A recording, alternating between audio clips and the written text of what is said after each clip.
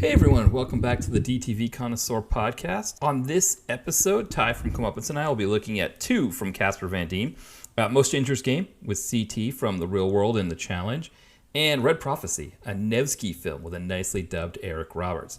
Next week, we're continuing our DTV Extra series looking at the Fast and Furious films. This time we're looking at Fast and Furious 6 and Fast 7. I also just recorded with the guys from Comeuppance where we gave our top 5 Fahey films. So be on the lookout for that. So that's on their podcast, Comeuppance Reviews podcast. So if you're not already subscribed, you should be subscribed to that podcast anyway. But yeah, keep an eye out for that. We had a fun time talking about Jeff Fahey on there. As far as the site goes, this weekend we should be posting our review on Project Eliminator, the Zagarino Carradine film. Sorry, what's that? Got my Zagarinos and my Carradines mixed up there. But we featured that movie on episode 100 of the podcast about a year ago, which I did with the guys from Comeuppance as well. We both listed out our top 5 Zagarino films. So that movie got a mention on that episode if you want to go back in the archives and take a look at that. From there, we're looking to do or Die, Andy Sidaris film. So kind of continuing our process of trying to get through all of those Lethal Lady films and get them all reviewed on the site. And then Made Men, the Belushi film. And that one was featured on episode 113 of the podcast back. It was November of last year. The episode was called Tune on Bonds. I almost said Tune on Blondes. Tune on Bonds, which we did with Will from Exploding Helicopter. He also came up with that really great name for it. So yeah, you want to go back in the archives, check that one out as well. And finally, of course, as always, check out my novels on Amazon. We've got Chad in Accounting, A Girl in a Gun, Holtman Arms. Always appreciative for people that want to go by and grab those. But yeah, without any further ado, why don't we have John kick us off with the DTV Connoisseur theme song.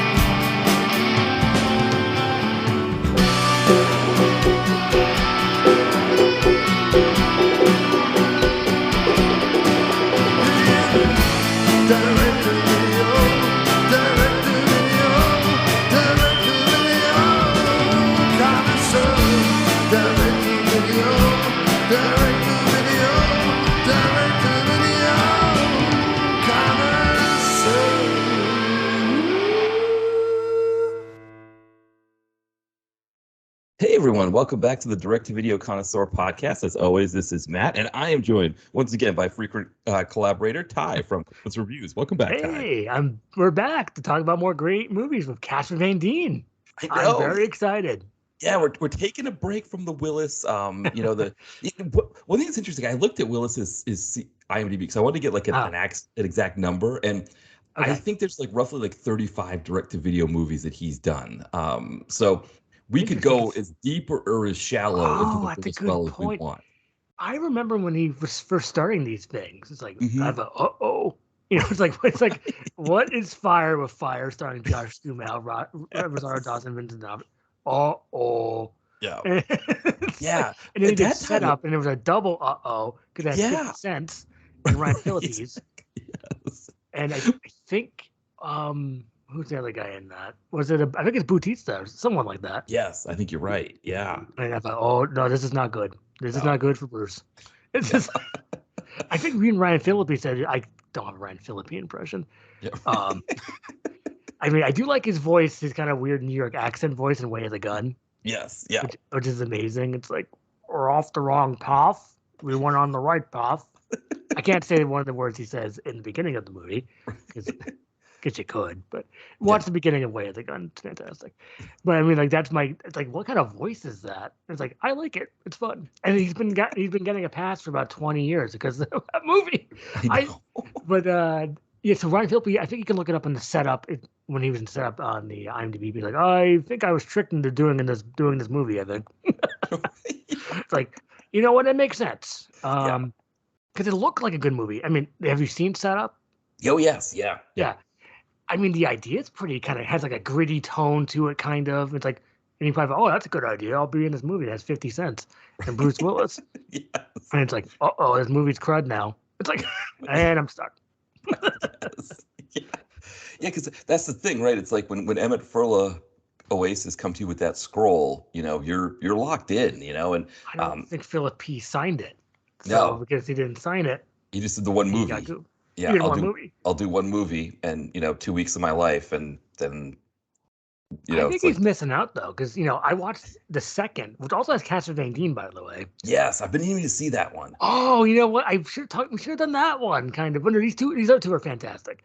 But I Yeah. forgot that he was in that. He has a bigger role in that movie. The second. Yeah. It is like perfect podcasting, and like it's like this is the Ryan Phillippe you want in the straight to video action world. Yeah. Besides the shooter program. But did you watch that? No, I've been meaning to catch that. I know I've been meaning to watch that because I thought he was decent in One Shot for the character that he was playing there. That grizzled, government agent guy who is a jerk Almost but can get things done. That sit down role for Ryan. Close. No, he does. Yeah, I have remember some watching scenes. it. It's like It's not quite to the full sit down level. Like he does have some action moments, and he does like kind of like so. It's like it feels like it could have been a sit down. I think if it had been somebody like Eric Roberts, it would have been a sit down role. But yeah, we'll get to him soon. Oh yes, we will. Oh, I can't wait. But what else have you been watching besides? I know this is not the Ryan Phillippe podcast. We got to talk about. No, I mean, in terms of what I've been watching, so I think we talked about, like, I was on this quest to kind of go through the entire Star Wars thing from beginning to end. And so I got through the first two movies. I did the Clone Wars cartoons, the ones that were the ones that are traditional animation ones that were done by the Cartoon Network between the movies 2 and 3. Like they kind of collected them all and made them into 2 movies that are in like I think like the Legends section of Disney Plus, because I guess Lucas didn't consider them canon or whatever the term, whatever. Right, my favorite word. Right, canon. Right, I know. We think of canon in a much better way, right? We think canon films. Right, that's our canon, right? We don't think of I think. Go ahead. Well, I was gonna say I think that term canon jumped the shark when I saw people in a thread on Twitter talking about Mindy Kaling had a Velma, like a Scooby-Doo cartoon called Velma, and people were talking about Velma and the Scooby-Doo canon, and it's like, do people know who Hanna-Barbera were? Like, they had no canon. Like, Velma could just as easily have been a lesbian, because that's what they were talking about. Like, how is she a lesbian? I don't remember that in the canon. She could have been a lesbian. She could have been an alien from the planet Velmastan who was sent to Earth to, and like from Hanna-Barbera's standpoint, one episode she could have been an alien, and the next episode a human lesbian, and it wouldn't have mattered either way. There was no canon with Hanna-Barbera stuff. So that's the problem. That's the problem. I don't. Let's tell the truth. Let's take 1 second to tell the truth about canon. Okay, I'm gonna say it. It doesn't mean anything. It's just like okay. No, that's a tough thing to hear. Yeah. But because Ewoks aren't real. I'm sorry to say. Yes, I wish they were real. Trust me. I want to be friends of an Ewok or Wilford Brimley in the Ewok Adventure, but they're not. It's just a story. Right. It's the story that you put in your head. Yes. And you enjoy. Enjoy it. I'm not bashing, but let's not take canon so seriously. Right. There's no reason why the Ewok movies can't be included as a Star Wars movie. Because I think Lucas had something to do with this canon thing, which I guess is a little different, right? Because it's his thing. So I guess he could say, like, I want this included and I don't want that included. But I'm surprised he didn't, refashion the Ewoks with his flannel. Just like, wouldn't that be great? He has CGI flannel on the Ewoks. And they all kind of look like George Lucas anyway, because they're all bearded. So it's like, that'd be great. That would be amazing. Yeah. And like they're all just like, it's instead of like going around and like doing like Ewok things, they're just like sitting on like director's chairs doing interviews about stuff, right? Yes, that'd be great. I mean, how about Ewoks with lightsabers? Oh man, yeah. And then can they hold them? No, they have hands. It's like, oh yeah, because they were able to capture Han Solo and everybody, and so they can have that's what they're scared of, these Count Dooku's and such, that you can like Ewoks will have the lightsabers and then they will have the power in the Galactic Senate. Yeah, it's like, I know I just bashed canon, but that's some fun. Just like, wouldn't that be great if like the instead of the Emperor it's just an Ewok? It's like I'm the Emperor now. It's like, that's the thing, right? Because they could make another 3 movies where an Ewok is like a Sith Lord or something, right? Why didn't they do that? Let's have some fun. Yeah, I mean, Ewoks are, it's like, somebody made the joke on Twitter that I still love, that they were like, because Disney bought Fox, they bought the rights to Predator. So that means they could make Predator versus the Ewoks, which, Why not? Why? yeah, I know everyone just like, I know. It's kind of be choked of irony, but let's make it anyway, yeah, Let's make it. Go ahead. yeah, Ewoks are an untapped property, I think, is what, That's great. I know you could yeah. do it in a kid version or an adult Yeah, action version, not an adult version. right. But Right. Yes, the adult version of Ewoks. yeah, that's going too far. But Right. or is it? Yeah. You know, It's funny. the hot Ewok adventure coming Right, soon. exactly. Yeah. It's funny. I was talking to some people about the English language and how, like, there's a lot of nuance in it that if you're not a native speaker, you don't always get that nuance. And that was like a perfect example of it there, that adult version means something different than just a movie that adults watch, right? It's the porn Right. version when we say the adult version. I know it goes two ways, but mostly people go right to the porno version. Right, It's exactly. it's like here we go again, and there's especially the '90s adult titles. Yeah. It's like I mean, it's funny because Disney's having all of these issues right now where they're laying people off and they're I think financially they want things. to forcing them to work with the writers' strike. See, Right. there's a hot pod because we're talking about the writers' strike, which just happened a couple days ago, Right. May 2nd. Yeah. Hot Yeah. pod, Right. hot Yeah. talk. Exactly what I'm talking about. Right. But like Disney has like all of these properties that could make them so much money that they're like very like guarded about. But like, I mean, obviously, yes, we talk about adult versions, right? I mean, porn, I guess porn isn't the big industry because of all the illegal downloads now. But I think people would buy, like Star Wars fans would legally buy Ewok porn movies. I think there's enough I of them that probably would buy would. it. Yeah. There's these super fans that will buy anything Star Wars Right. sheets or Yeah. lunchboxes and sheets are just the beginning. Right. Exactly. You can go even farther. Everyone Yeah. has a Ewok sheet, but Right. it's like, Yeah. And I mean, then they could do it with like all of their, I mean, Marvel yeah, porn movies, it's like obviously there are people that make them now that are kind of like spoof porns, but it's like, no, we're going to do the, and I mean, yes, probably you couldn't get like the actual actors and actresses to do real porn. You could do like in Orgasmo, right? Have stunt penises. So it's like, right. You think you're getting like Chris Hemsworth and, whoever, Natalie Portman having sex as Thor right. and Mrs. Thor or whatever. Yeah, You think you're getting that. And then you put in these stunt, genitalia. yeah. And it's it's like kind of showing it in there. The thing is too, they could make a quality of porn that you don't usually see. It's like I mean I haven't seen porn in a long time, but usually it's like I guess they probably don't use VHS to make porn anymore. Oh, I know. I mean, what's like Boogie Nights, Right, exactly. Which I just rewatched, by the way. It holds up pretty well, but I feel like, you feel that last 30 minutes. Yeah. And it's just like, still a good movie, though. Yes. Yeah. I mean, there was if you remember the movie, most people do, but there's a part where, like, Burt Reynolds is making some adult thing with Heather Graham in this limo. It's kind of junky. And then, like, some guys, I don't like your last film. And he gets beat up pretty savagely. Yes, like, right. I'm not sure that was necessary that for the guy, because the guy wasn't that bad about it. Right. He says that, hey, Jack Horner, your movie sucks. And it's like, that wasn't, I mean, the way it was done, it's like, he just didn't like his last movie. Right. Like, so there's no reason for Roller Girl to bash him in the face with her roller skates. Yeah. And it's just like, but I just posted that Heather Graham movie the other day on the Grams, as they say. Blessed. Did you ever see it? It's Rosemary's Baby knockoff all the way. Yeah, I haven't seen it, but I've heard of it. It's the definition of okay, because it's from 2004, and you watch it, and it's like, okay, it's a movie. Movie on screen. Right. Oh, so yeah, you've been watching Star Wars. I just finished up The Player, rewatched it. Oh, nice. Yeah. I finished it this morning. I watched 7 yesterday and then 2 today. 29 episodes. It's on Tubi, as I've been pushing for anyone who will listen to watch it. Yeah. It's good. Yeah, I need to do it. Episode 5. I think it's episode 5. Yeah, it's like, okay, Snipes is back. There's like, this is good. Mhm. Yeah. I definitely recommend it. I have DVD, but I mean, like, which is really rare. Found it from some sort of library thing on Amazon. It was like made on demand, but it delivers what you want. You got your Phil Winchester, you got your Snipes, and you got our classic people like Eric Roberts and Jeff Fahey. They're hanging around too. So I've been meaning to do this one, especially for the reasons you mentioned. It's on Tubi. It's only one season, so it's easy to kind of. It's only 9 eps too. Yeah. So it's an easy one to take, Oh yeah. And Snipes is always good. I think I'm trying to think Yeah, of things that I've seen where maybe the movie isn't great but he's always good.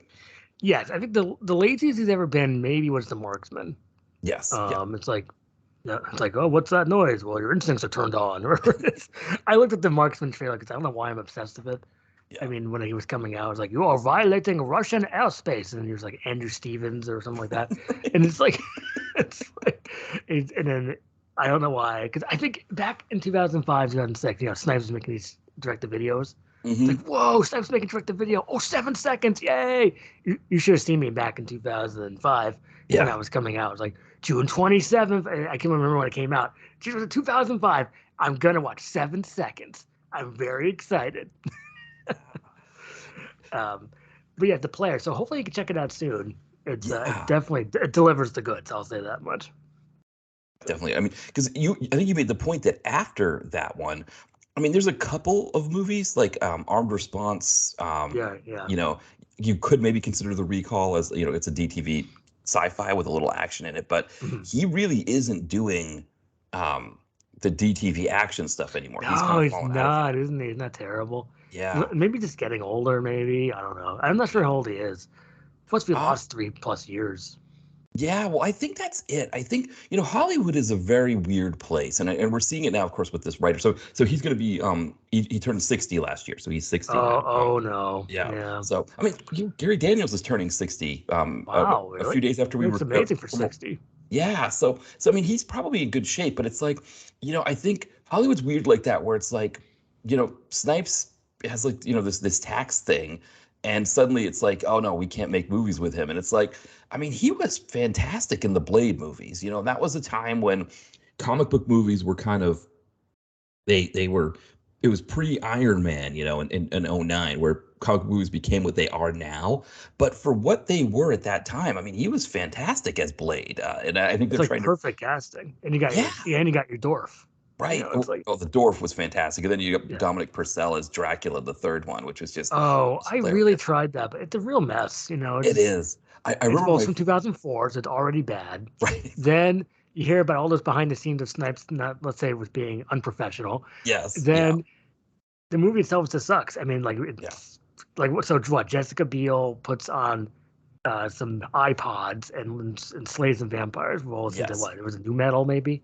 right, Was a hate breed? I wasn't sure. yeah. Or what's the hot 2003 metal? Oh, Evanescence. Versus, or yeah, what was oh, why can't I think of the name of that group that was like down with the sickness and all that? System of a Down. Yeah, yeah. What was the one that Or was like Static X. Static The X? Or push it. yeah, Disturbed. Is that the one? It was like Disturbed. Was it Disturbed? yeah, it was It's like like, yeah. Come on, because I go, remember it's go like, with the whoa, sickness. she has an iPod and she's slaying vampires. Why? Evanescence is perfect. If you love Evanescence, watch Daredevil, the Right. movie. Oh It's yes, just yeah, like there's like 2 Evanescence songs, and yeah. it's like because I also did watch Elektra about 2 months ago, 3 months ago. Oh man, yeah. Wow, that's not good, is it? I mean, Now, did like, you see the DVD that had uh the deleted scene yes, with Affleck? I did watch that. Yes. Like, wow. I mean, I know everyone bashes Affleck, but I can see why a little bit because his acting was so stiff. It's just like, and the movie itself was just like, wow, it wasn't even the writer's strike, and this movie No. sucks. It's just Yeah. like from 2000. Like, there's nothing there. You've seen it, right, Oh Elektra? yes, yeah. I It's like, reviewed it for the site. It's like a wild card wow, it's a list. Yeah, bunch of nothing. yeah, It's like she's like in a corn maze the whole time. It's like this yes. isn't a movie. And then you got Terrence Stamp looking like James Brolin. Looks hilarious, by the way. Like he did a great James Brolin impression. I was Right. really impressed by it. He could do James Brolin, lookalike contest and win. It's like, Yeah, that's the thing with Terrence Stamp is that a lot of times Terrence Stamp is in these movies, and you're just like, that's Terrence Stamp. Like when I was yeah, watching the he's a first Star legend. Wars. Yeah, I was watching that Phantom Menace, and I was like, oh, that's Terrence Stamp. And I was like, he could have been any number of people. He could have been Malcolm McDowell. I feel like he plays Malcolm McDowell in The Limey. Yeah, see, that's the thing. I love the Limey. I actually need to rewatch it, but I remember Yeah, really enjoying it. It's yeah. like he's not saying he's coasting on the Limey, No, but the movie is so good he could just kind of coast off it. Okay, if I will say he's coasting off it a little bit yeah, because he's in Wanted, Get Smart over his time. It's like, oh look, it's Terrence Stamp. Oh, he's right, not doing anything. It's right, like, oh, because he's old. That's the problem. It's like he's like old. 85 years old. He's old. He has an English accent, and he played Zod in Right. the Superman 2. Before So, Zod. yeah, Classic. It's like, yeah, all that stuff you put it together, and it's just like there it is. Give me some Terrence Stamp, and I'm good with it. who is the guy? I know we should probably talk about the movies that we're doing. But one more thing. Remember in the Limey there was that the Hitman, Stacy the Hitman. I can't remember. Nicky Cat. What happened to him? It's like he used to be kind of popular, the actor. You know what it was at that time period, right? Yeah. You had this thing, this post Pulp Fiction thing, right, where you just had all of these like gangster kind of movies with these characters. I mean, The Limey was directed by Steven Soderbergh, but it's still So like kind of but they still. I listened to the commentary back then. I used to listen to commentary. It's like, yeah, I didn't like that part of talking about the sliding scale. That's what the writer said. That's too much like Tarantino.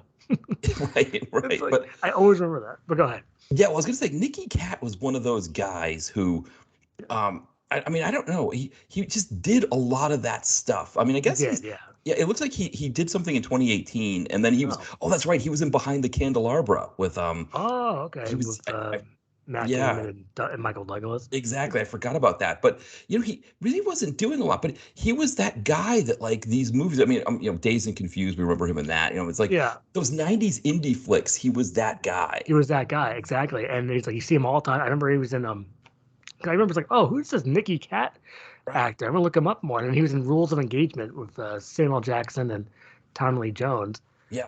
And it's like, I didn't really do anything. But hey, look, there's Nicky Cat. And I know he's in Sin City. Yeah. For like 1 second. Yeah, exactly. It's like I knew who that was more than I was Carla Gugino at the time. Yeah. And it's like, oh, of course, Sin City 2 is all Powers Booth the whole time. You've seen that, right? I haven't seen 2. I've seen 1, but I haven't. Oh, you gotta watch 2. the second one because it's like, if you like Powers Booth, and who doesn't? Right. He's all over it. Yeah. I think it's like 70% screen time. It's Wow. It's a lot. It's For like Powers Booth in particular. exactly. Yeah. Yeah, I've got to definitely check that out because check it out. It's that's the thing, right? When it comes to people who have plural first names, it's really like it's him and Wings, right? As like the top and that'd two. be great. They're like cops on the edge. Right. Yeah. Oh my goodness, they're like older cops, but they still get the job done. Oh yeah. You I just could call it still. plural. Oh my god! And they just go after like this like kind of gang of drug dealers or something like that. It's like Oh yeah.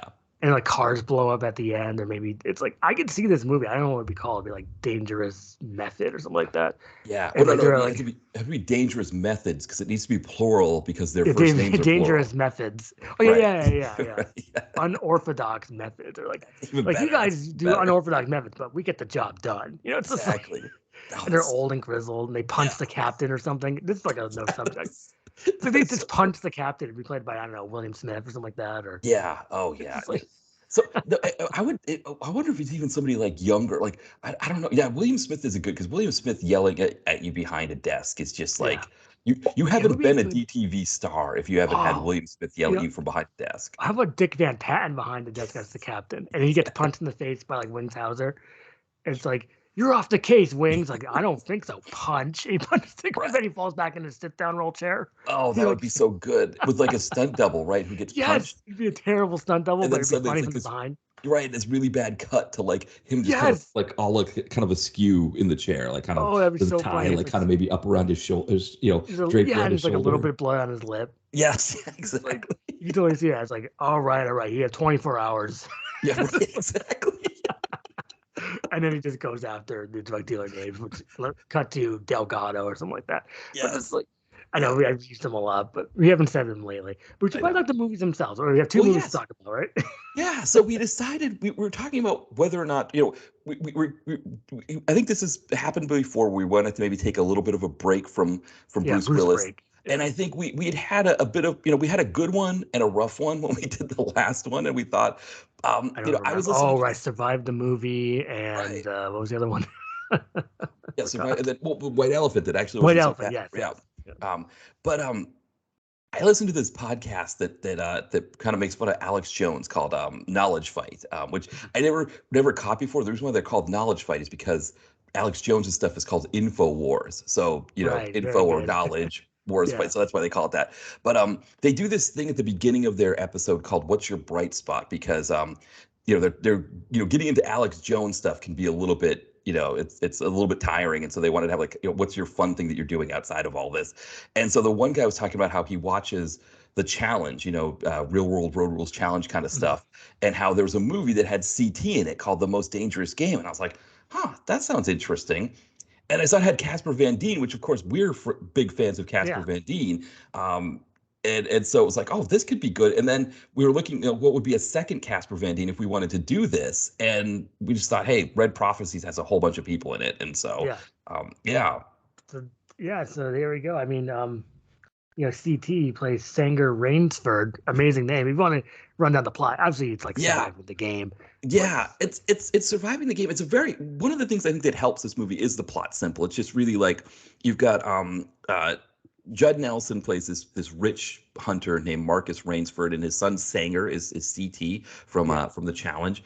He and some of their buddies, including Bruce Dern, they're going on a hunting trip. Their boat explodes and they get washed up on this island where they meet a suspicious German man named Baron von Wolf, played by Casper Van Dien. Yeah, he's fantastic in this. Yeah, and his mute strong man.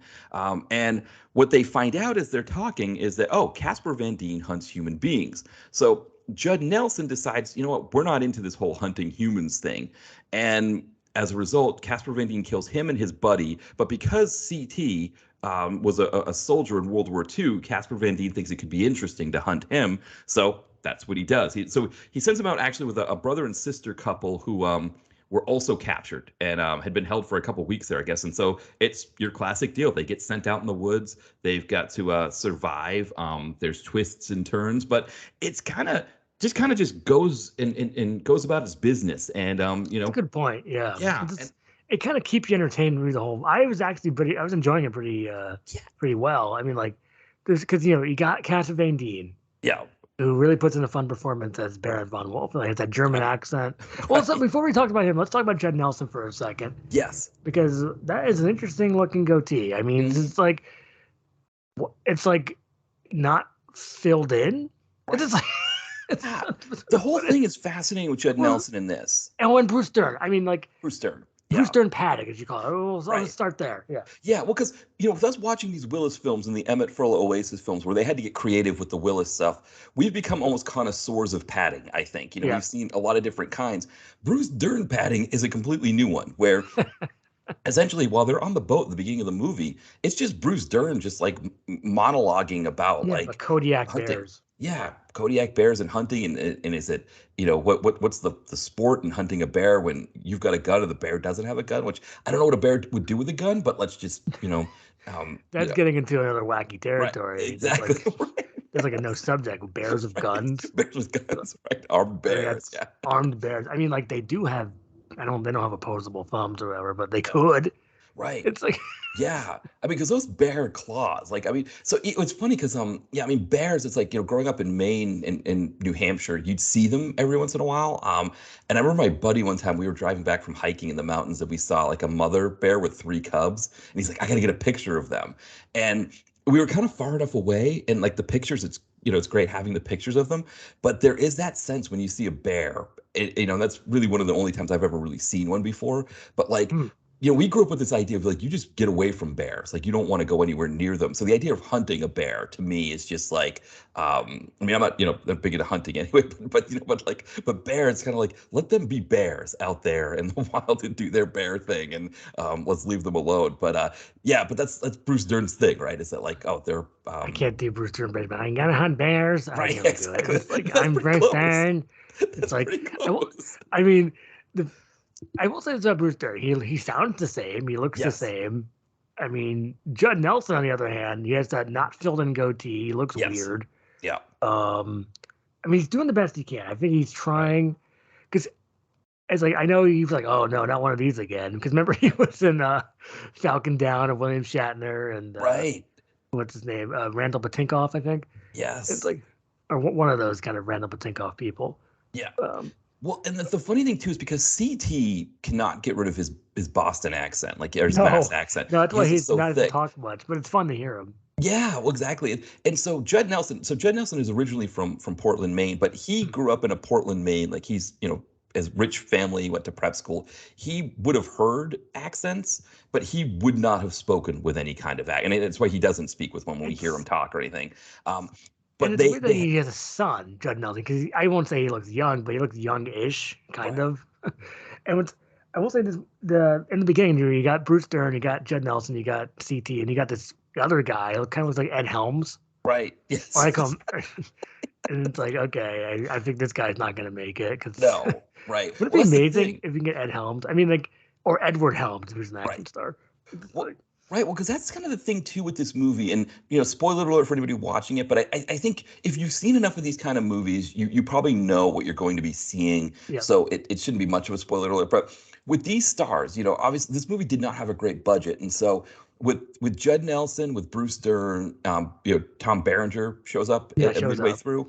They need to get them in and get them out rather quickly because they don't have a lot of time to film with them. And so it's kind of interesting. You just kind of know these people are not going to last that long because they can't. No, I'm surprised Judd lasted that long. I knew Bruce Dern wasn't going to be around for much. Right, exactly. But it makes me laugh. And they have the boat cry like, yeah, Bruce Dern, yeah, he drowned. It's like, right. Yes, right. He drowned, yes. Right, exactly. Yeah. But the thing with this movie is that it's like, it's very, I mean, I don't know about you, but it's kind of like you watch it and you're like, it feels junky, right? It feels very low budget. Casper Van Dien's accent kind of comes in and out. Judd Nelson has the funny accent. CT, obviously, he's new to acting, so it's very rough in his acting, which, again, it's not, it'd be very low hanging fruit to make fun of his acting when we know he's just starting out and getting the hang of it. Yeah, I'll give him a break. Exactly. But like you get these things happening, but then you get to the end of the movie and you're like, I enjoyed myself there. How did that happen? I actually really enjoyed it. It's like, this was pretty fun. Right. I think it's worth watching. This is like perfect for Tubi, by the way. Yes. I'm like, this is so. I'm sorry it's not Tubi original. Yes. Well, if it's Tubi original, I think the writing would be worse. So CT has another one that I think was made by the same people that is a Tubi original. Oh, because it's called Hunting Games? Is that what it's called? Exactly. That one is a Tubi original, I believe. You got Danny Trejo, Tito Ortiz, and Bruce Dern again. Yes. It's listed as upcoming, but when I saw it on Tubi, it was listed as being available. Oh, Hunting Games is on Tubi? I believe it's on Tubi now. I didn't even see that. Okay. Yeah. I gotta watch that. I thought it was like a sequel for a second. I know.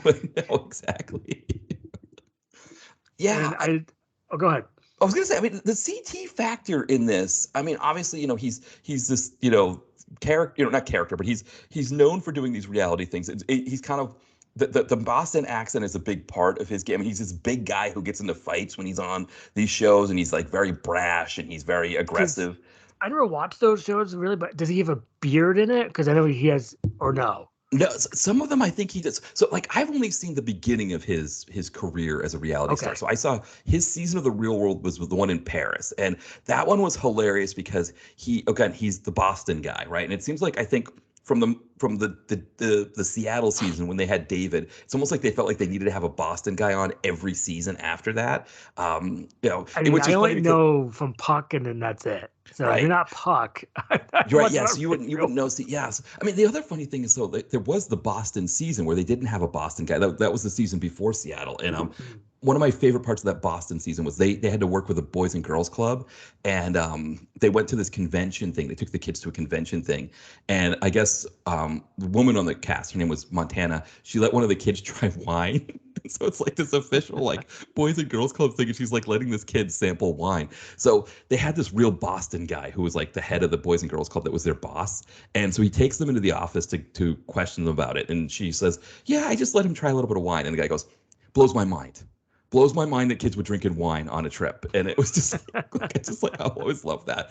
But yeah, CT comes in the Paris season, and he's just a complete like I don't want to say oaf, but he just does these like really ridiculous things. Like one of the girls in the cast on the show, her friend sends her flowers, and somehow the women there, they think it's CT that got them flowers because he'd been a jerk previously. Okay. So like they're just talking about how great a guy he is for sending them flowers and all of this stuff, and he's like lapping it up, and then the girl ends up getting an email from her friend saying, "Hey, I didn't hear anything back. Did you end up getting those flowers?" And it's just like, wait, CT, you didn't send the flowers? Of course he did. And speaking of flowers, every time I use gosh darn scrolls on Instagram, Yeah. Why is there always some sort of Miley Cyrus song called Flowers playing? And it's like, Yeah. I only hear like the chorus, like, I'm going to buy some flowers. And it's just like, what? It's like, I'm not really up on any Miley Cyrus songs besides No. Wrecking Ball. So if you're not Wrecking Ball, I don't know what you're doing. Mhm. So it's like, The only other one I know is Party in the USA, and I only know oh, that one. yeah, okay. I know that one. I know Can't Be Tamed. Why am I even saying this on a podcast? Right. But what's the other one? Oh, I can't think of it now. The we won't stop, that one. Oh, right. It's like, I know that was popular. So Yeah. it's like, Well, but then I after don't that, I'm done. I know Party in the USA because Weird Al did a version called Party in the CIA, and That's probably funny. yeah, so like I was at a hockey game and they were playing, which again, Miley Cyrus is not hockey game music. I don't She'd know be playing some Rockin' of Docket, exactly. Gotta I play, need yes, I need in my dreams. That's what I need, or and breaking the chain, at least you're yeah. breaking the people on the head with the hockey Exactly. stick. Breaking the you know what the problem is with hair metal now that you mention it though is that you only get this like little break in time between when the players are kind of the whistle That's a good blows point. and then they blow and then they drop the puck. And so like some of them like come on feel the noise, right? It gets right away with come on feel the noise, right? Yeah. So like Yeah, right away girls, with that is rock your right boys. exactly. Yeah, wow. Wow, It's a wow. little bit more Yeah. myself. Exactly. Like it breaks right into it. Whereas like, I guess in my dreams it comes right away. Like in my dreams, then you get the guitar, the boom, boom, boom, Yeah, breaking the chains boom. takes a little bit of time. Like, Yeah, I think so. I should know this kind of as a Dokken connoisseur. right. But yeah. Yeah. It takes it. So I guess I can see why, but actually I think they played the whole Party in the USA song. I think it was The I think whole song? yeah, I think we'd gotten there early and I think it was like intermission or it was Oh, like okay. before the puck was dropped, the opening. See, So when you say puck was dropped, I'd be like, oh, did puck get punched in the face from Real World? The puck was yes, dropped. exactly. It got dropped. Right. Yeah. Got Well, laid out, as people say. yeah, well, I guess that's the thing with CT is that Oh, go CT ahead. is kind of like he's what kind of part of like the a puck. USA? I don't Yeah, want to cut you off, but so no, you, yes, I don't know, but yeah, he is, I guess, kind of like a okay. puck-like character. Like, He is okay. He's one of those ones that does sort of transcend. Like, it's interesting. I don't know that he transcended it quite the way. Like, like Puck was a big one, right? I think Tech was one from the Tech, Hawaii yes, one. I know. I heard of Tech. Yeah. Yeah, he became kind of bigger. Obviously, Eric Nies, right? He's like the gold standard of Oh, one yeah, you can't yeah. beat the knees. Yeah, I think that's the thing with CT is that I wonder if Eric Nies. See, I wonder too, like if there's a mindset. Erickson knees. Erickson Nies, right? If there's like a mindset of like, oh, we can't use Eric Nies because he's not an actor. But this movie shows that, like, yes, CT's acting. He needs a lot of work on his acting. That's for sure, right? That's But a I given. was somewhat engaged with what he Right. was doing. He's entertaining, right? Yeah, I thought he did a pretty decent job. I will totally agree with that. Yeah, I mean, his acting will get better. We've seen it like with Don the Dragon Wilson. Right? If you watch his more recent things, Yeah. he's a little bit better, right, than he Mhm. was when he started out with the Blood Fist movies. I love his wooden delivery. I mean, you just can't. You just fall in love with that delivery. It's like right. I'm gonna get you. Okay, I have you. Yeah. Kicking time. Go. Right, exactly. I can't really do it. I mean, I'm just going to all probably his one-liners. No. But yeah, I do want to mention when Judd Nelson was on. Well, let's talk about Casper Van Dien for a second because this is the Casper Van Dien podcast. Yeah, for sure. So Baron von Wolf, he has a Germany accent, and I wrote this down. He has a evil blue scarf. Yes. So it's like, and you have to when he's evil, because every hunter has an evil blue scarf and like he has to have a German accent. And Baron von Wolf's a great name. So it's like, and if I thought he really stood out. I thought he did a fantastic job. Like he was it was fun. It was fun to watch him.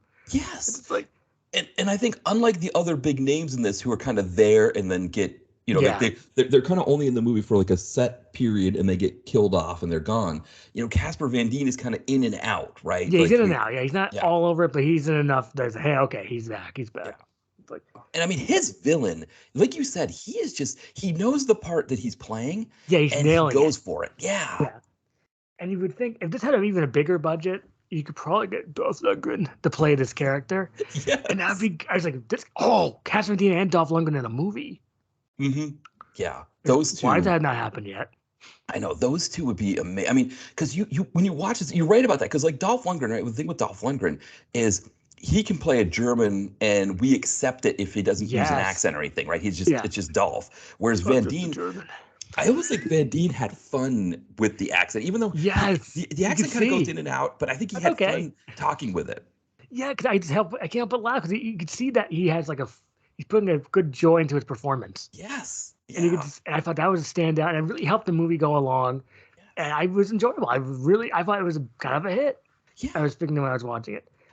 This movie should not have worked at all, right? Like That's a great point. I thought it was Yes. gonna be kind of garbagey, but there was a point, but it wasn't like, oh no, like it survived the game at all. It's very game was a dumpster fire, as they say. Right, exactly. This is like a masterpiece compared to that. It's like, Yeah. I think there's some things that filmmakers can look at from this movie as like guides. Like, first off, the plot is very simple here. Yes, initially you need to figure out who the players are. Like, okay, CT is Judd Nelson's son. It's like it takes some time to kind of figure some of these pieces out. That's fine. Yeah. You gotta set up something. Exactly. But once it gets moving, it's very simple. The locations are very simple, right? It's just out in the woods, That's it. Yeah. Yeah.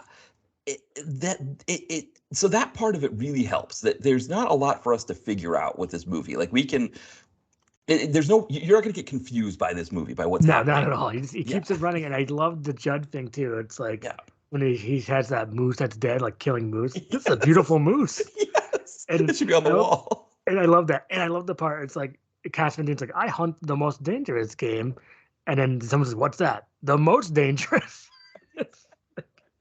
What's that? The most dangerous? I mean, man.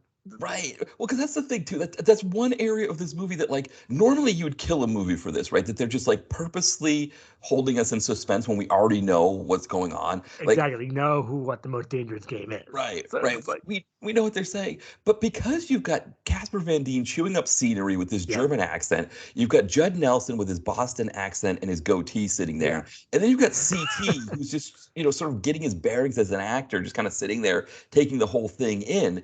It's kind of fun to watch it all happen. And then when we get to the point where they get killed, right? When the big meaty guy, so he's played by Kevin Porter, the character's name is Ivan. When he starts beating this other guy, Randy Charak, who I guess had something to do with making the film. I don't know what his, but he's the one who you said was the poor man's Ed Helms. I think, right? Yeah. When he starts beating him to death with a candlestick, like it's very dark, right? It's a very dark thing. I kind of laugh. It's like, take that Ed Helms. Right. I mean, it's like, or fake Ed Helms, sorry. Fake Ed Helms, right. I'm indifferent to Ed Helms. I don't know. Right. I think he's not using his full potential. That's just me. But, yeah, no, I agree. He did a very funny bit on Cheap Seats. I always loved that. Oh, I love Cheap. When is the Cheap Seats DVD? We've been waiting for this for about 10 years plus. I'll pay $50. Yes. I think it's all on YouTube, but again, Disney, what are you doing? Disney owns the rights to Cheap Seats because they own ESPN. Again, you're laying people off when there's money to be made out there with these things. The problem is that Cheap Seats has been gone for so long now. Yeah. Maybe people forgot about it. It's possible.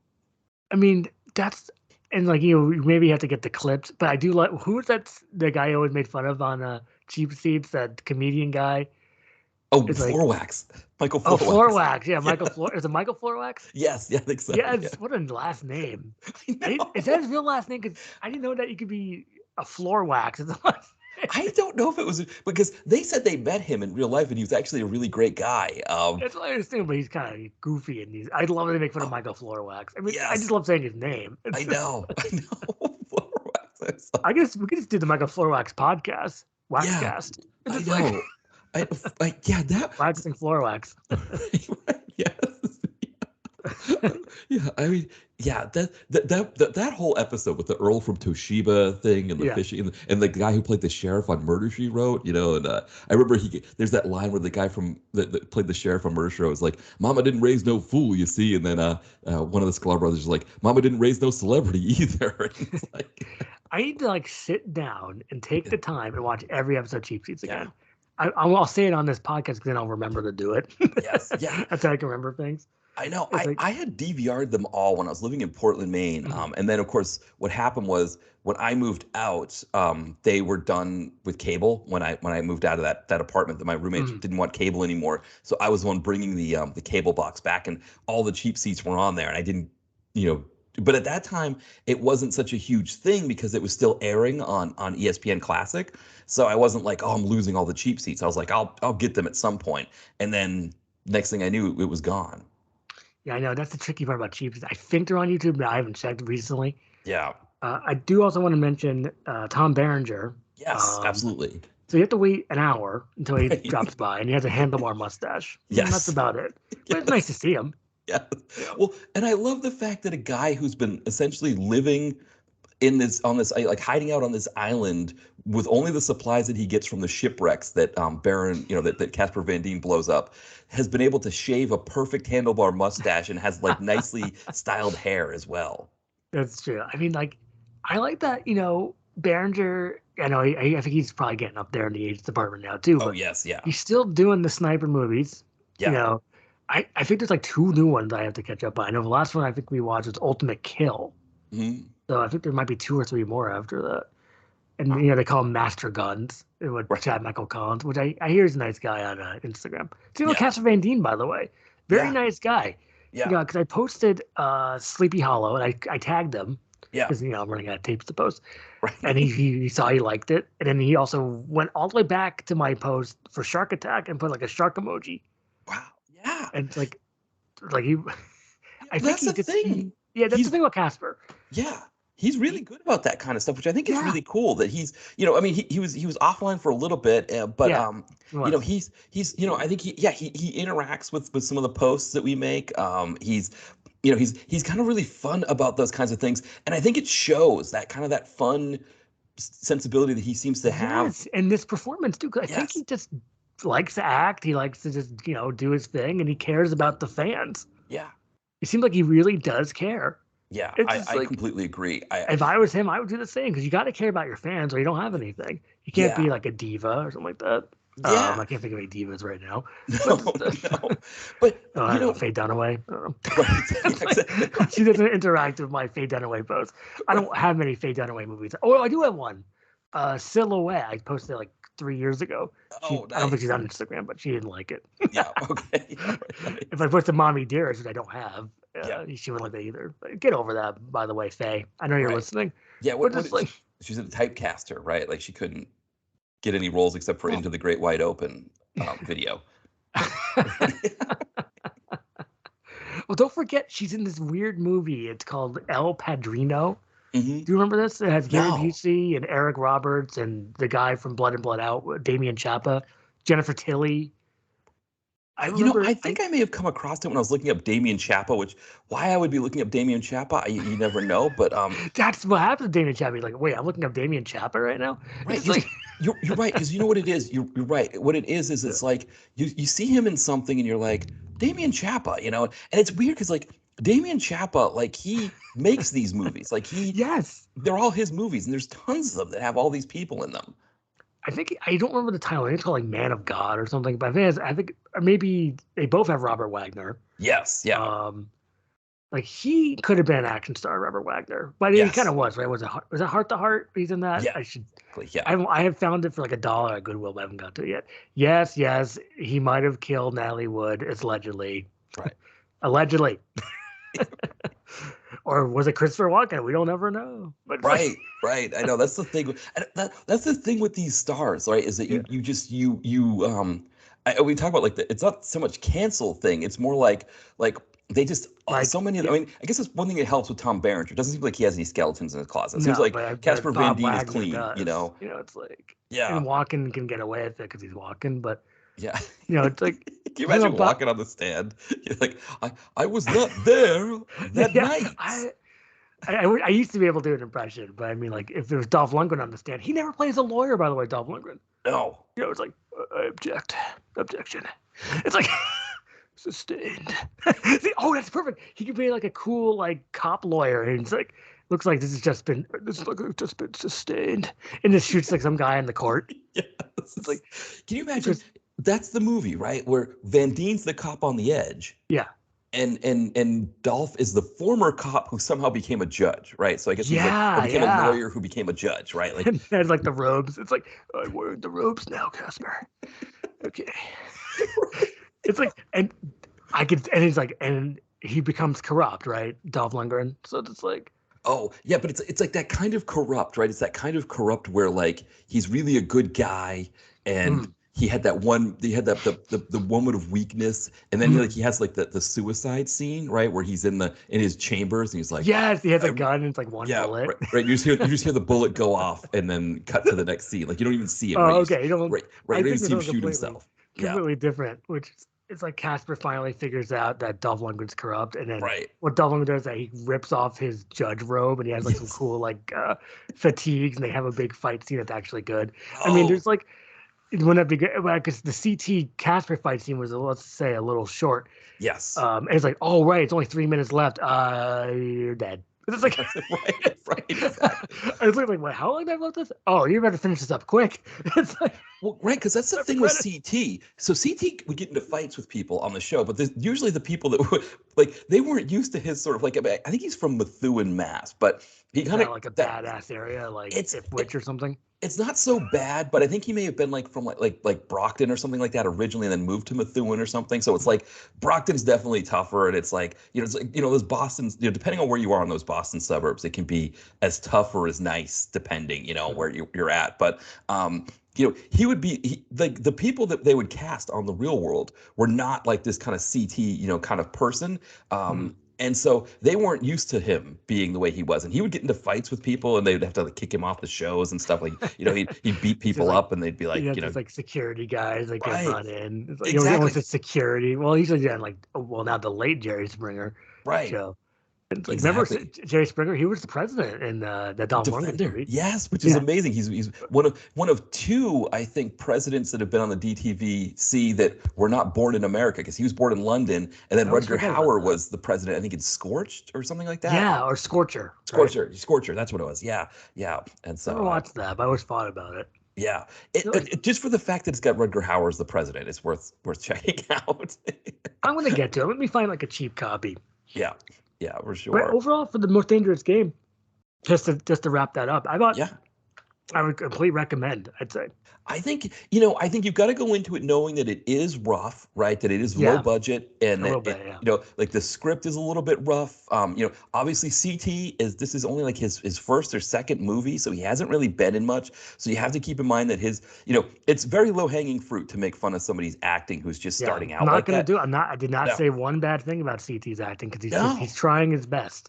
He's trying his best. And he still has like the presence that he's fun in this movie. Like obviously this isn't supposed to be so much of a fun movie. It's kind of dark, actually, to be honest. It's kind of a there's dark some dark movie. moments, but there's not much fun to it. But overall, it's done in a kind of a fun-ish way when you're done with the movie. Yeah, it works as a fun movie. It's the movie, just to give you a sense of how to handle this movie. I think maybe the best way to think of it is just get in and start watching it. Exactly. Enjoy the names that you're seeing. Enjoy the Bruce Dern, the Judd Nelson, the Casper Van Dien. Let CT grow on you, because he will grow on you. He did. But and when you get to the end of it, point. Yeah, you'll see the credits and you're gonna be like, "Hey, wait a second! I enjoyed myself with this." That's exactly what I thought. So like, this was pretty good. It's like, kind of like Operation Seawolf, right? Right, exactly. That was pretty good. Right, you'll see what we're like. Wait, that was a good movie. It was a sub movie was good, and it's like it's like a Dangerous Game ripoff that's very low budget with CT at the helm. It was good. Like it was. I enjoyed myself with that. It's like great surprise. There's some good surprises this year, like 2022, 2023. I would for these movies. Yeah, and this is definitely up there. So I was very, very happy with it, I'd say. Yeah, I agree for sure. Could use a little more Berenger, but he probably got him for like a day. Well, that's the thing. Right, all the names are like that, right? Like it's Judd Nelson. We get him for a short period. We get Bruce Dern for an even shorter. I mean, again, it's Bruce Dern padding is what we get, and actually, to be honest, it's almost like they employ all of these ones for padding. It's like you get Bruce Dern padding, you get Berenger does padding. When he's padding, some light Judd padding a little bit with his killing of moose and stuff. Exactly. Yeah, it's a great take on padding, because it's not like it is in those Willis films where you're just like. Like scenes go on too long and you're like, why can't you just wrap this up? You're kind of like, I kind of enjoy listening to Bruce Dern talk, or he's kind of fun. Judd Nelson. Yeah. It's like, there's something about Bruce Dern's voice. Yes, it's kind of whiny-ish a little bit, but there's something about it that keeps you watching. Yeah. It's like, That's why when I was watching The Player, it's like it's kind of fun to hear Snipes just talk. Yeah. And it's like, Mr. Kane, you have to. That's Philip Winchester's name. Right. Like, the game is, the game is on, Mr. Kane. I can't do what's next, but when you watch it, you'll see it's like this is good. I mean, I can't push The Player even enough. I've been obsessed about it since it came out on TV. Yeah. But that was good. So I guess we'll have to do Red Prophecies next. Yeah, so we'll take a quick break here, and we'll come back with some Red Prophecies. So, we'll be right back. We'll be right back. Yes. Hey everyone, we'll get back to the podcast in a second, but first I have a new novel out, Holtman Arms. It follows Colvin Hall, an aspiring writer who decides to write a romance novel on a whim, sends it to a publisher, and it becomes a huge success. The only problem is, no one knows it's him because he writes under the pen name Mary Ballantyne. With all of the money and none of the fame, Colvin longs for the world to recognize his accomplishments. When he gets an opportunity to write a freelance article on a washed-up 90s pop star looking for a comeback, that recognition starts to come, but is it all he hoped for? It doesn't matter because he's getting it whether he likes it or not. Holtman Arms is the second in my author's cycle after A Girl and a Gun, and like that previous novel, it explores themes of success and accomplishment in the 21st century. You can buy it now through Amazon in paperback or on Kindle. The link is in the podcast description. As always, thanks for your support. All right, we are back, and we're ready to dig into. We're back. We're back. I had my cucumber essence drink from Core. Yeah, so it's not even just like that they juice a cucumber. I guess I don't know how that would work with juicing a cucumber. They have the essence of cucumber as opposed it's cucumber essence. It's a calm drink. It helps support relaxation, but it has a star next to it. Let me see where it says there. Where's the star here? Oh, does that mean it hasn't been evaluated by the FDA? Is that what it means? They're hiding the star part. Hold on. Yeah. It's like a lot of times that's what the star is. It's like these claims have not been approved by the FDA or something. So it's like, and I don't know how the FDA does that. Do they do like a double-blind study to see if people who drink that drink versus drinking the placebo are more or less calm? Is that? They drink placebos now. Right, That's funny. Yeah, they're hiding the star part. I'm actually looking at the nutrition facts right now. This is very exciting podcasting. It's like, no, they're hiding it right now. Yeah, they don't want you to know, but I think that's probably what it is. It's that that there was no double-blind test to show if this really does make you calmer. I think it's calm enough, Yeah. Even if it is just a placebo effect, right? It's the whole goal is to be calm, right? So it's like that's true. I mean, I think we're pretty, we're nice and calm, ready to talk about Red Prophecies. Red Prophecies, yes. It's funny. Our second Van Dien, we were looking at what the second one would be, and I think we were both kind of excited by the prospect of an Alexander Nevsky film that's less than an hour and a half long, because most of his push the 2-hour range. Like Maximum Force, or whatever it's called. Right, exactly. It does have a great performance by William Baldwin. Did you see that yet? No, again, it's like the length. I think I saw the only one I've seen of his is Showdown in Manila. Another Van Dien. It was a little too long, but I enjoyed it. Yeah. Hey, Casper.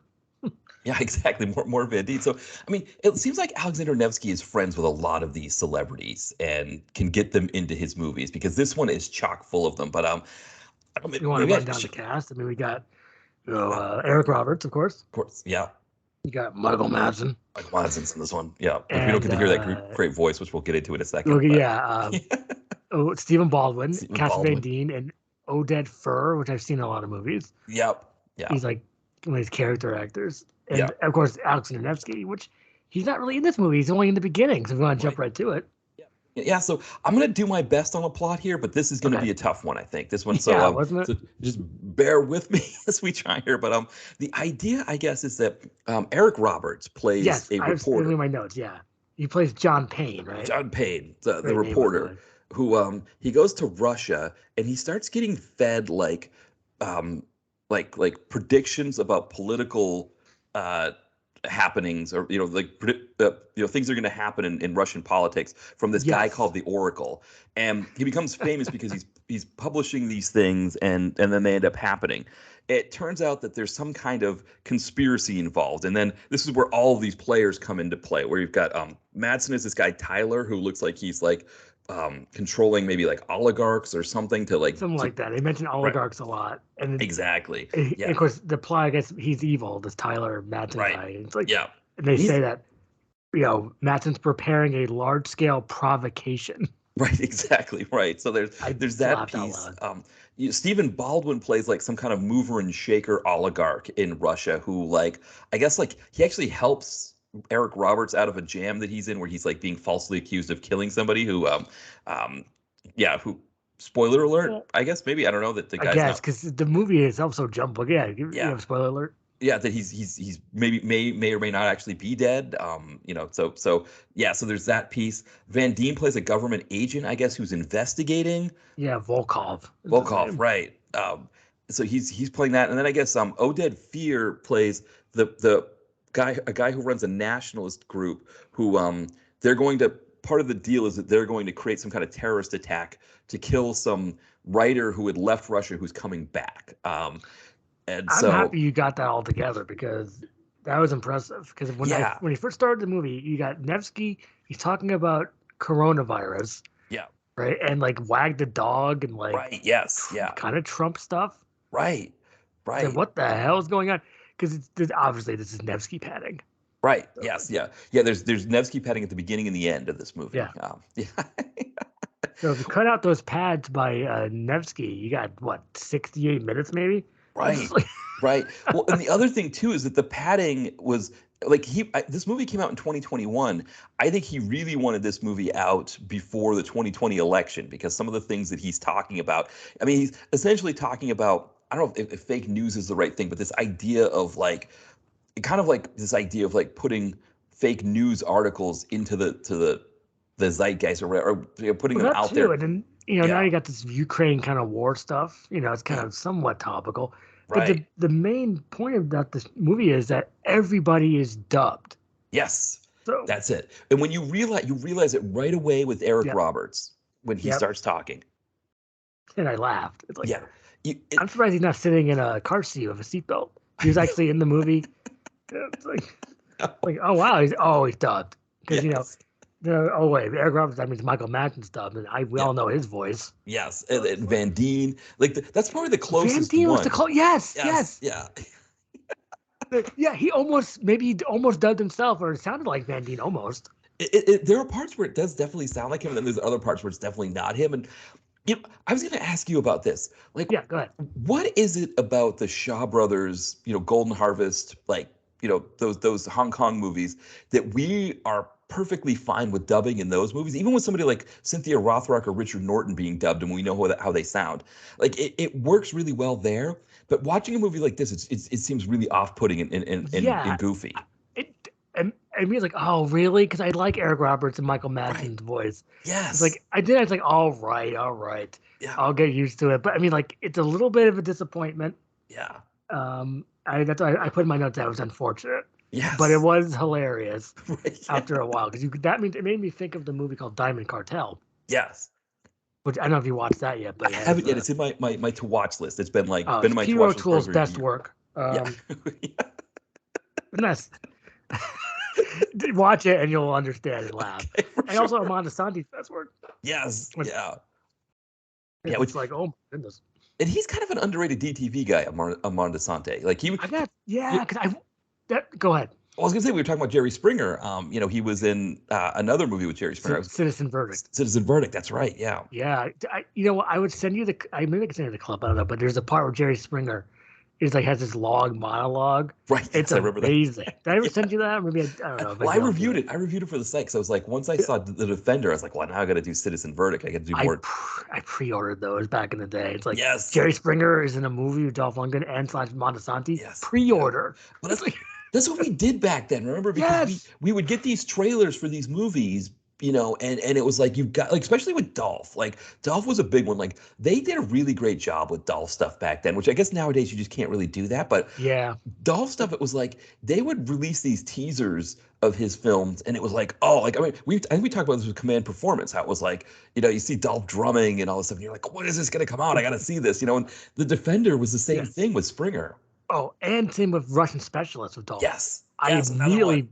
because it came out in Valentine's Day 2005. Right. And it's like I like, okay, I don't mind pre-ordering. I'll pre-order it. Yeah. And it was great. And I mean, like, of course, I always screw up the command performance line, but I think I got it this time, which is like, dying is easy, rock and roll is hard. And, Exactly.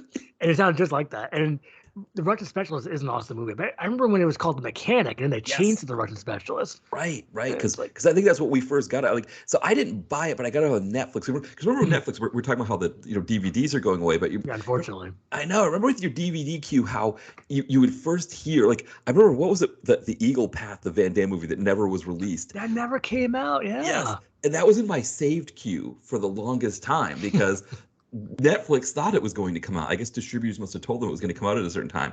But that was what would happen, is like when they would first get wind of a movie, it would go into like this, like, I don't know if it's a save queue or something Yeah, like something that. like that. Like, it's going to come up soon. Here it comes. And then the moment it came out, it would move into your active queue and you could move it Yeah, around. I remember that. Yeah. And Dolph movies, that was like the big thing with Dolph movies, is like, I'd search for Dolph on Netflix and be like, when is it going to, and then it's like, oh, it's there. Okay, perfect. I'm going to add it to the save I queue. remember that for you, like Command Performance. Yes. What's the other one I'm thinking of? Direct Contact. Direct Contact, yeah. Yeah, everyone's movie goes AOL. You know. Right, yes, exactly. Yeah. Wait, we gotta go back to Red Prophecies, right? So do you remember? Well, also there was a fake-looking Jennifer Lawrence. Yes. Yeah, I thought that was kind of funny. He's like, so there's a fake Jennifer Lawrence, and then you have to wait 46 minutes to see Stephen Baldwin, who he plays Big Vitsky. I read the Don't put his credits. name. Like, They don't even put it on the like on the casting. Let me see if I see, like, if oh, I not go, IMDb, but on the movie, it's a Big Right. Vitsky. It's like, who? yeah. It's weird that when in IMDb he doesn't have any name listed, which I guess because these things are crowdsourced, that maybe whoever did, because what I've heard with these IMDb things is usually the movie makers will make their IMDb page for the movie. Oh, okay, interesting. And they'll put it all in there. But I wonder with this one if that wasn't the case, because there isn't a lot of information on this movie here. Like I was like watching, I was like, is this whole thing dubbed? And I was like kind of going to IMDb to find if like somebody was like, yeah, this whole thing is dubbed. And I was like, because that was one part of it. Like, I don't know, I was kind of hoping at some point that I would start hearing everybody's voices. Like I thought maybe it was like just No. an initial The second thing. you heard Eric, it's like, nope. Yeah, yeah, But I was surprised how much Eric he got. I mean, like, exactly. he's sitting, he's standing, he's walking around. He's in different They must have paid him locations. before. They must have paid him a couple extra dollars to do that. It's like, Yeah, he's actually in the movie more, I think, than anybody else. oh, he's in there for like 85%. Yeah, Maybe even close to 100. You know, Madsen's barely in it. And Baldwin's even less. yes. If it's more of Eric and Casper, they get the most screen time. Yeah, And exactly. then O'Day, what is it? Yeah, Oded, OD. Oded, yeah. thank you. I don't. Oded and then Madsen. Like, wouldn't it be great if they had their voices though? I know. No. Well, because Interesting. one of the things I was thinking about with Van Dien, because when we were thinking Van Dien, it might have actually been him, is in a way it almost kind of made sense, right? Because Eric Roberts, right? You know, with Eric Roberts, right, that if you're dubbing over his voice, that like he's not coming back to do his ADR again, Oh, right? no Like, way. You might get Casper. No way you get Madsen. There's Right. no way. Yeah, and so I mean, but the other thing too, I wonder about this kind of thing is like because one of the things I noticed with Eric Roberts versus Casper Van Dien's dubbing is that with Van Dien's is that there were sometimes that it almost matched. It was just the Yeah, voice it didn't match, almost but- matched. Yeah. Right, matched like his mouth moving. Whereas Eric Roberts, it didn't seem to ever match. And so I wonder even what Eric Roberts was saying when he was reading his lines. I was looking at his voice. I was looking at his mouth when they were doing this dubbing. It's like, what they trying to say? I think he almost said some of the words. Right. It's kind of funny to watch it, but then it's like, all right, thank goodness it's 74 minutes. It's just like, exactly. and I will say, I did write down a little note about 26 minutes in. Oded talks to that kid. It's like, and the kid sounds like an adult. It's like, Yes. okay. right, it's a kid's voice who's just like going high pitched, like, okay, It's Yeah, I was like, I rewound. It's like, wait, no, right? And then it's like, yes, he did something like that. And it's like, okay, I just laughed and I kind of. yeah. There's But a then it lot got of kind of stuff dumb, like that. you know. The movie is like just a bunch of newspaper clipping, article pictures, and Yeah. it wasn't much to hang your hat on, but it was funny. Yeah. You know? Well, that's the thing with this movie is that it is so tedious from a story standpoint. And the other thing too with Nevsky is like whoever made this movie, like I don't even know politically where they're leaning in this stuff. Like it was so couldn't confusing. tell. Right. It's like, are you pro Putin? Are you in saying that like people are trying to take over, I think it's pro Putin. yeah. I mean, like, because Nevsky's Russian. He Right. probably supports the Pootster, and it's just like.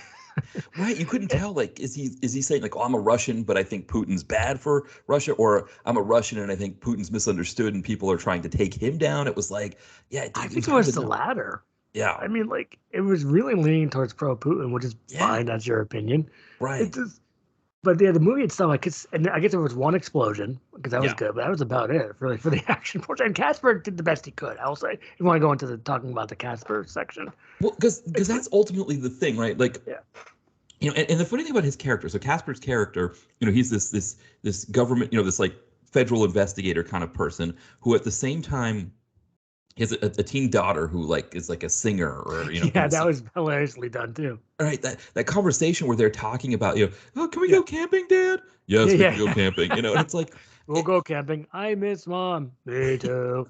And it's like I have to go now, and it's terribly green screen FaceTime conversation. Yeah, and it's like the kind of thing that like if this had been made like more legitimately, it's the kind of role that Casper Van Dien would have been really great in. And I'm not saying he was bad here. It's just like we don't really know how good or bad he is here because he's dubbed and all that. He's dubbed, doesn't really do much, doesn't really like run or fight, or just kind of almost, I wouldn't say sit down role, but it's pretty close. It is because it's a lot of being on the phone and being like, take care of this, do this, search that, it's like that kind of thing. And then the thing, this movie does that thing that these conspiracy movies do that I think is always a bad thing from a plot standpoint, is where Casper Van Dien thinks he's unraveled this whole thing, and then he goes to his boss, and his boss is like, yeah, I knew the whole thing all the time, and I was just doing whatever. And it's like, but why? Like what?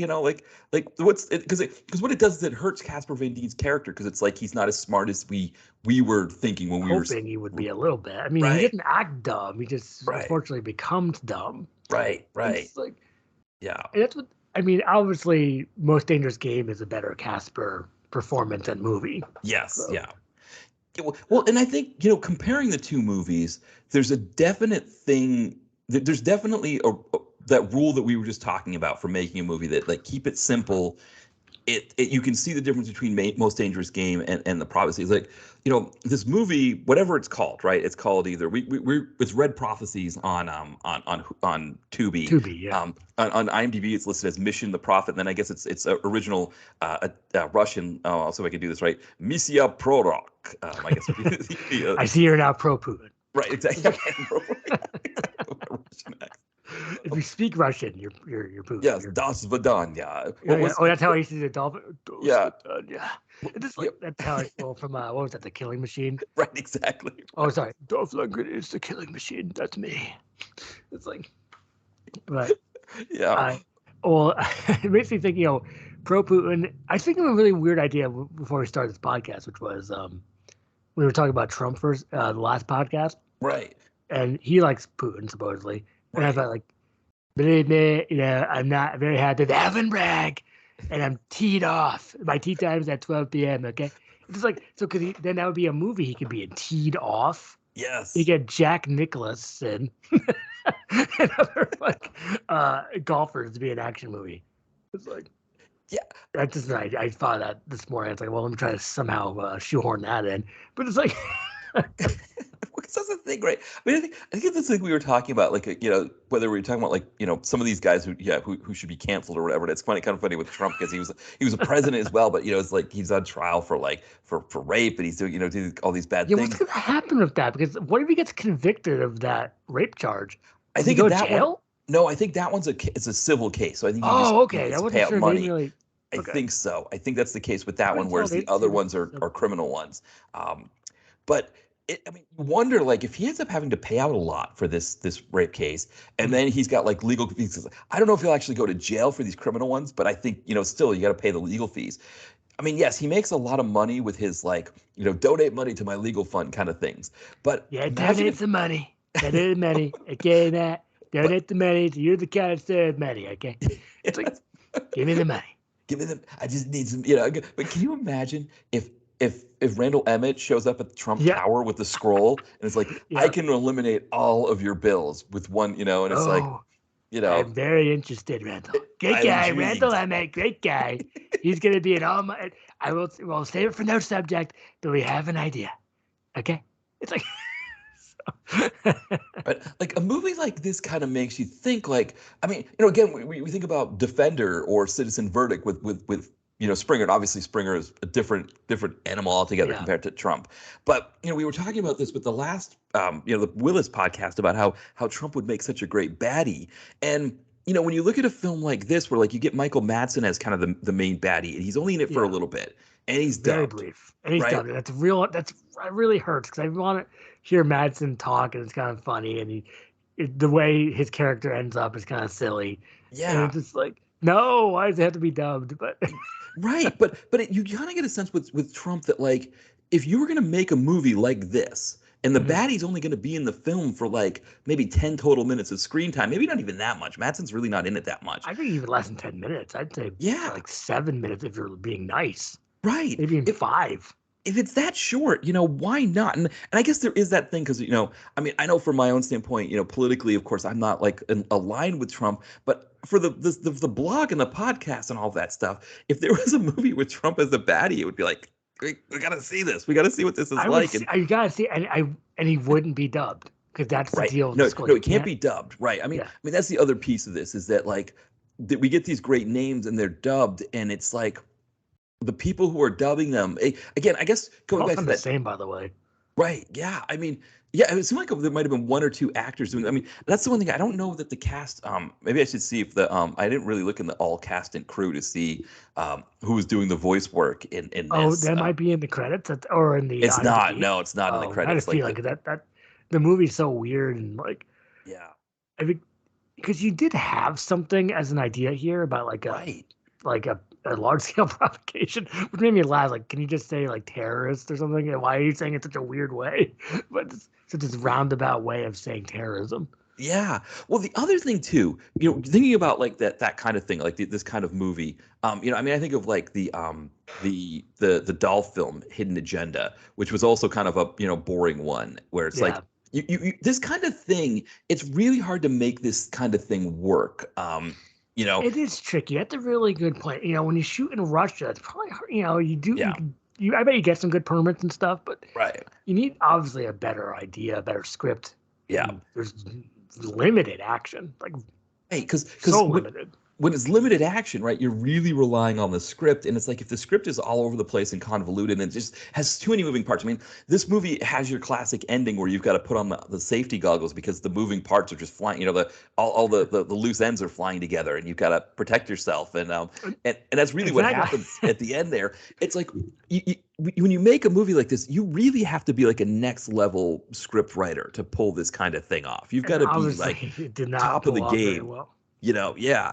I get what I'm going to say. This movie needed more Nevsky. Like, I wish he was in it more. He's only in the beginning and as like a totally different character. You don't even know who that is. Right. Unless he's the Oracle. Is that something? No, I think they said some other guy was the Oracle. But I guess or the guy said he was the Oracle. We don't know if he really was or not, right? That would be a good twist, but it would have to be done better.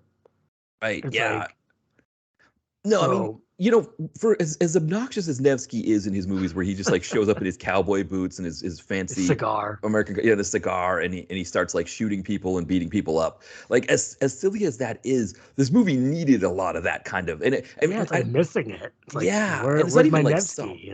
Right, it needed a lot of that to make it more interesting. Because it's really This was a little dull. Right. I'd say. I mean, it was okay because it was funny with the dubbing, but couldn't really hold its weight on that. Yeah. Because you need something more to kind of keep you watching. Yes. So. Yeah. Exactly. I mean, but I watched it.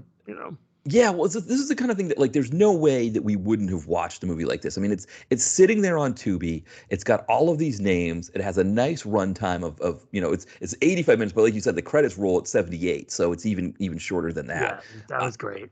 Yeah. So there's no way you can't watch a movie like this. Like though I was kind of shocked when I saw that it only had 2 critic reviews and there weren't anybody that we know. So I'm surprised that nobody's really touched this movie, but because it gets buried under a Tubi, kind of avalanche. Yes. Yeah. And just like see, that's where totally Tubi comes back. Right. Like this is totally Tubi. Right. It's like. Yeah. That's what's interesting about Tubi, because if you really do it, I wish you could do like an A to Z. I know it would probably take like 2 months to go through everything to have a Tubi, but it's like, I would like to have that option. well, Mitch from the Video Vacuum, he's doing this like 365 thing. I think it's called To Be Continued is what he's calling it. Oh, But I he's like that. Yeah, yeah, he's a good guy. We gotta get him back on the pod. I gotta talk to him. yeah, he's doing a Tubi movie a day for a whole year. Yeah, I saw that. Yes. So, I gotta check and see how he's doing with that. What did you watch? Did you read a recent one? so I've looked at so one of the things he did in April is he did Amityville April, and I don't know if all of these Amityville movies were on Tubi. Like if there's really 30 Amityville movies No on way. Tubi. There's But 30 there's Amityville movies. I think there's a lot on Tubi. There's all these like kind of garbagey Amityville movies too. Right. Well, exactly, because Yeah. I was talking to this screenwriter Tom Jolliffe, which I don't know if he's affected by the screenwriters thing because he lives in England, but he might be.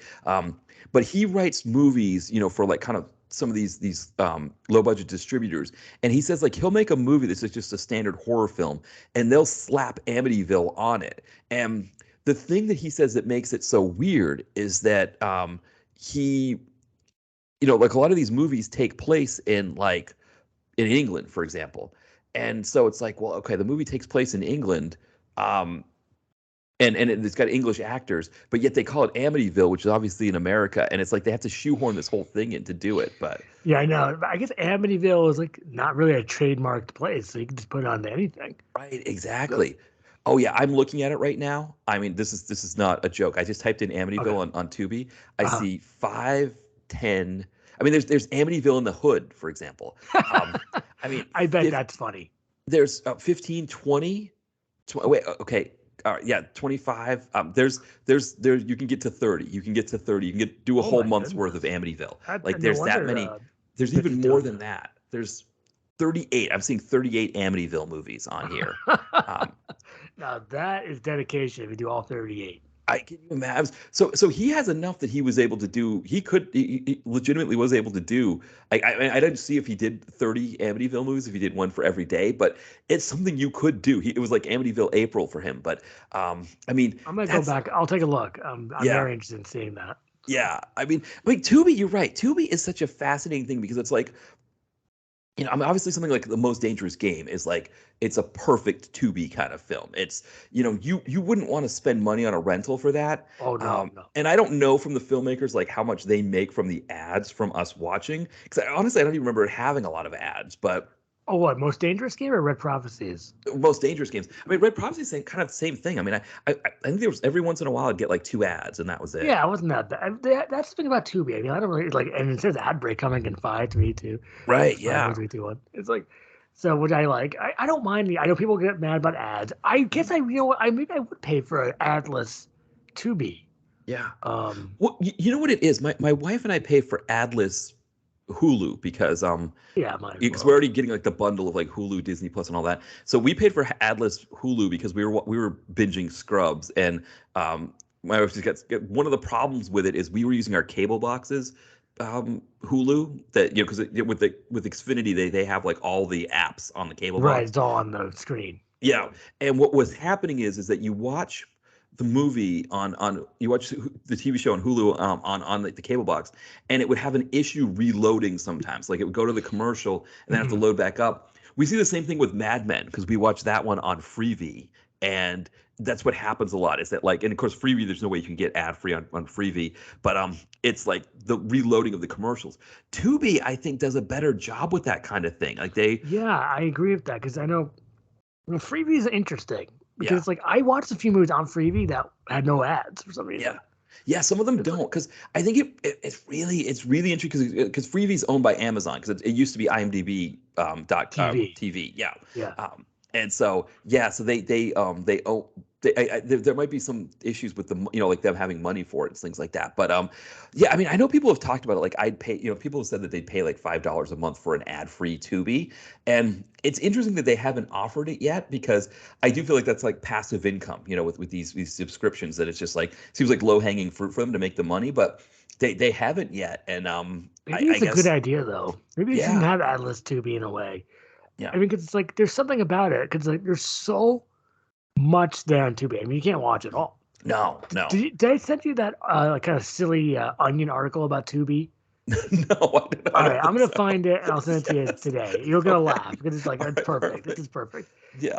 I mean, I Oh, remember when Tubi first came around. I remember, and it's kind of funny because when you think of Tubi first coming out, it's almost kind of similar to, remember when Netflix Instant first came out, where we were doing DVDs all that time, and then suddenly there was like the streaming and the stuff that they had on Netflix Instant, right? It was like really, really kind of fun stuff that like you, so in some cases it was stuff that you couldn't find anywhere else. It wasn't like, it was either, out of date VHS, but it was like a lot of DTV action stuff was on there that you don't see anymore on there.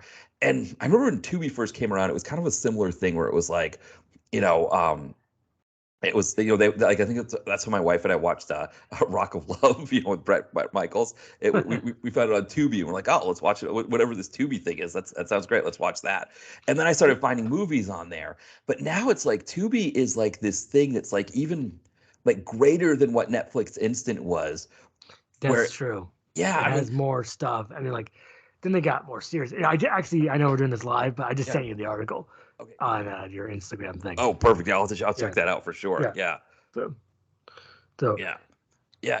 It's but to talk about Red Prophecies, I mean, would you recommend the movie? no, I think Red Prophecies, I would say, boy, Oh, it's so yeah. So it's like a yeah, very, very unique like group of people that I think should watch this movie, and that is people that would get a kick out of seeing Eric Roberts, Michael Madsen, Stephen Baldwin, whoever dubbed, and then right. Casper And Van Dien Casper. dubbing isn't as funny, but the Eric Yeah, Roberts dubbing, that's really the only group of people that I would suggest watching this movie. because I looked up Eric Roberts for Tubi, and it's about 200 titles, Right? I think we were and it's talking like about that's why he should have his own section. It's right. like 200 titles on Tubi. That's amazing, Yeah. and it's like. Because Yeah. this could be a whole new podcast for Eric. I didn't think we've talked about this doing Eric Yeah. Roberts. This is our first Eric Roberts one in a way, besides Right. Casper. Yeah, we've never done Eric Roberts. I was trying to think we haven't really done him on a lot of things. And it's funny because I think I don't know how it is for your site, but I know like people think that on my site that like, oh, Eric Roberts has got to be the one with the most tags, and he's not even close. It's like Dolph, it's Gary Daniels, Cynthia Rothrock, people like that. But I think because Eric Roberts, he's usually in stuff like this, but he's in stuff like this where there aren't a lot of other names, and it's like he's in it for like 5 minutes, and it's like, well, why would I review that? It's Well, like, that's the problem with Eric Roberts movies now. It's just that yeah, he's only in it for a little bit, and it's just not enough. I mean, I know there's Top Gunner, which might be on Tubi. I'm not sure. it is on Tubi, yes. Okay, Yeah. and then I At know there's least it Top was. Gunner At least it was. 2, and has Michael Paré. Yeah, So that's amazing, by the way. yeah, But I haven't checked in on Top Gunner 2 if it was on Tubi yet. yeah. So No, 'cause that could be Top Gunner. something. Top Gunner was on. So Top Gunner was in my Tubi queue. Mhm. I don't. Yeah, I've still got Amityville, my Amityville search up, Oh, so okay. I can see what Top Gunner says. But yeah, I mean, that's the thing with Eric Roberts is that I think that's why he doesn't. Oh yeah, Top Gunner is still on there. Yep, Okay, yeah, good. for sure. But he's.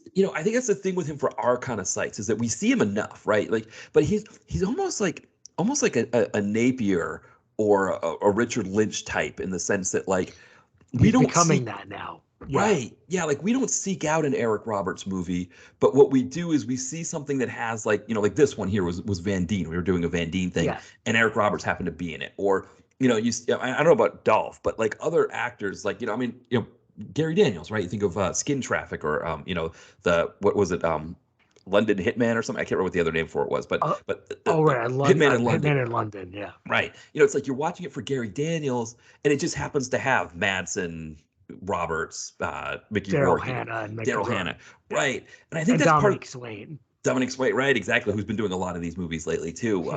Yeah, but I mean, the funny thing for me about Eric Roberts, I think for us when we think about it, is like I remember when you were talking about the Circuit TV show, and like you keyed in on him just sitting in a van. Yeah, I know. And Obsessed with that. I know.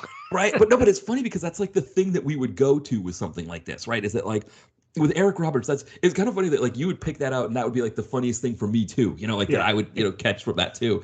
Yeah. That's kind of how we see Eric Roberts, is he's like this. Exactly. Yeah, he's like, sit down roles, one or two scenes, one or two locations, or like maybe in a bunch of scenes, but like one or two, like the thing that was unique about this movie is that you couldn't count the locations, right? Like he was in multiple locations Yeah, that you'd have to keep track of. He was outside. Yeah. It's like he was, but I mean, if only the movie was a little bit more, let's say, normal. Right, exactly. I think we would have like an actually pretty fun movie and had more action and more stuff for Eric to do.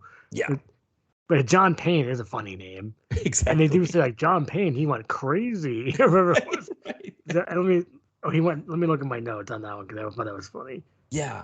Give me 1 second to look at my. I don't. Here it is. John Payne lost his mind. Lost his mind on Tyler. Right. Yes. Yeah. And I was like, that was funny. So, Yeah, I mean the whole thing too. Because one of the places I thought the movie was going to go was that it looks like he's getting framed for murdering his friend, and then he looks like they're going to frame him for another murder as well. Because like he finds a gun. Like that's the best. It's like he just opens up a drawer and finds a gun in his drawer, and it's like, what's this gun doing here? And then a cop's like, hey, this guy was shot, and he's like, oh, it's this guy's gun. And he just goes in the middle of the day down to the water and throws it in the water in the middle of the day when like people can all see him and stuff like that. And it's like, I'm just throwing this gun in the water, no big deal. And I thought he was going to get framed and go through this whole like prison thing. And it has no time for that. Right. Yeah. It's like it never happens.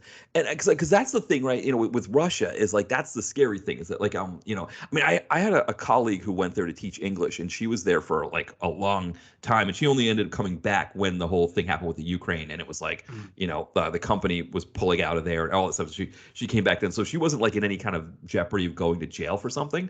But I would be afraid to go to Russia now because it does feel like they're just ready to lock up Americans and then trade them for so that was kind of the thing you think about. I don't think we'd be traded, so it's like better just stay here. Right? Yeah. Biden's like, yeah, Matt, you're not worth anything. Sorry, that gun runner that we've got arrested here, or that oligarch or whatever that was a spy. Yeah, you're not really worth it. So you're gonna just rot. And then they'll say like, well, we really feel bad that he's in there, but yeah, it's like. I know. Politics is, unfortunately. I know. My family would be like, like trying to like do the whole like, get the word out about me, and then it'd be like, well, we have 3 other kids, and they all have grandkids, so Matt's we miss Matt, but Well, that's the thing. If you get kidnapped in Russia, there's a picture of you on Skype. I know, and is that you have like a sweater on? I know, trying to get behind the scenes here. Exactly. That would be the picture they use. Probably, and it's like, yes. And it's like this is Matt Poirier. He's in Russia. Currently rotting in a Russian prison because he didn't do anything, but they found a crime to pin on him because it's Russia, and they can do that, and that's trying to be Snowden. He's still in Russia. It's like right, yeah, he escaped there, yeah, and he's great. Yeah, right. I'm convinced that Putin like walks around his palace, and you go to like the computer room, and Snowden's there like typing away. Right, it's like right, like snowy. Right, like that kid that was like in the social network or whatever, the one that when they were making Facebook, right? There's like a kid like just typing, like creating the Facebook wall or something like that, and Justin Timberlake as I can't even think of his name, the one who created Napster. What's his name? Yeah. Yeah, but it was like that's like, hey, you're working on this thing now, you're doing this thing, and so that's what Snowy would be. That's what I call him. We're Snowden Snowy. Yeah. Just, I mean, like, I wonder what he's thinking.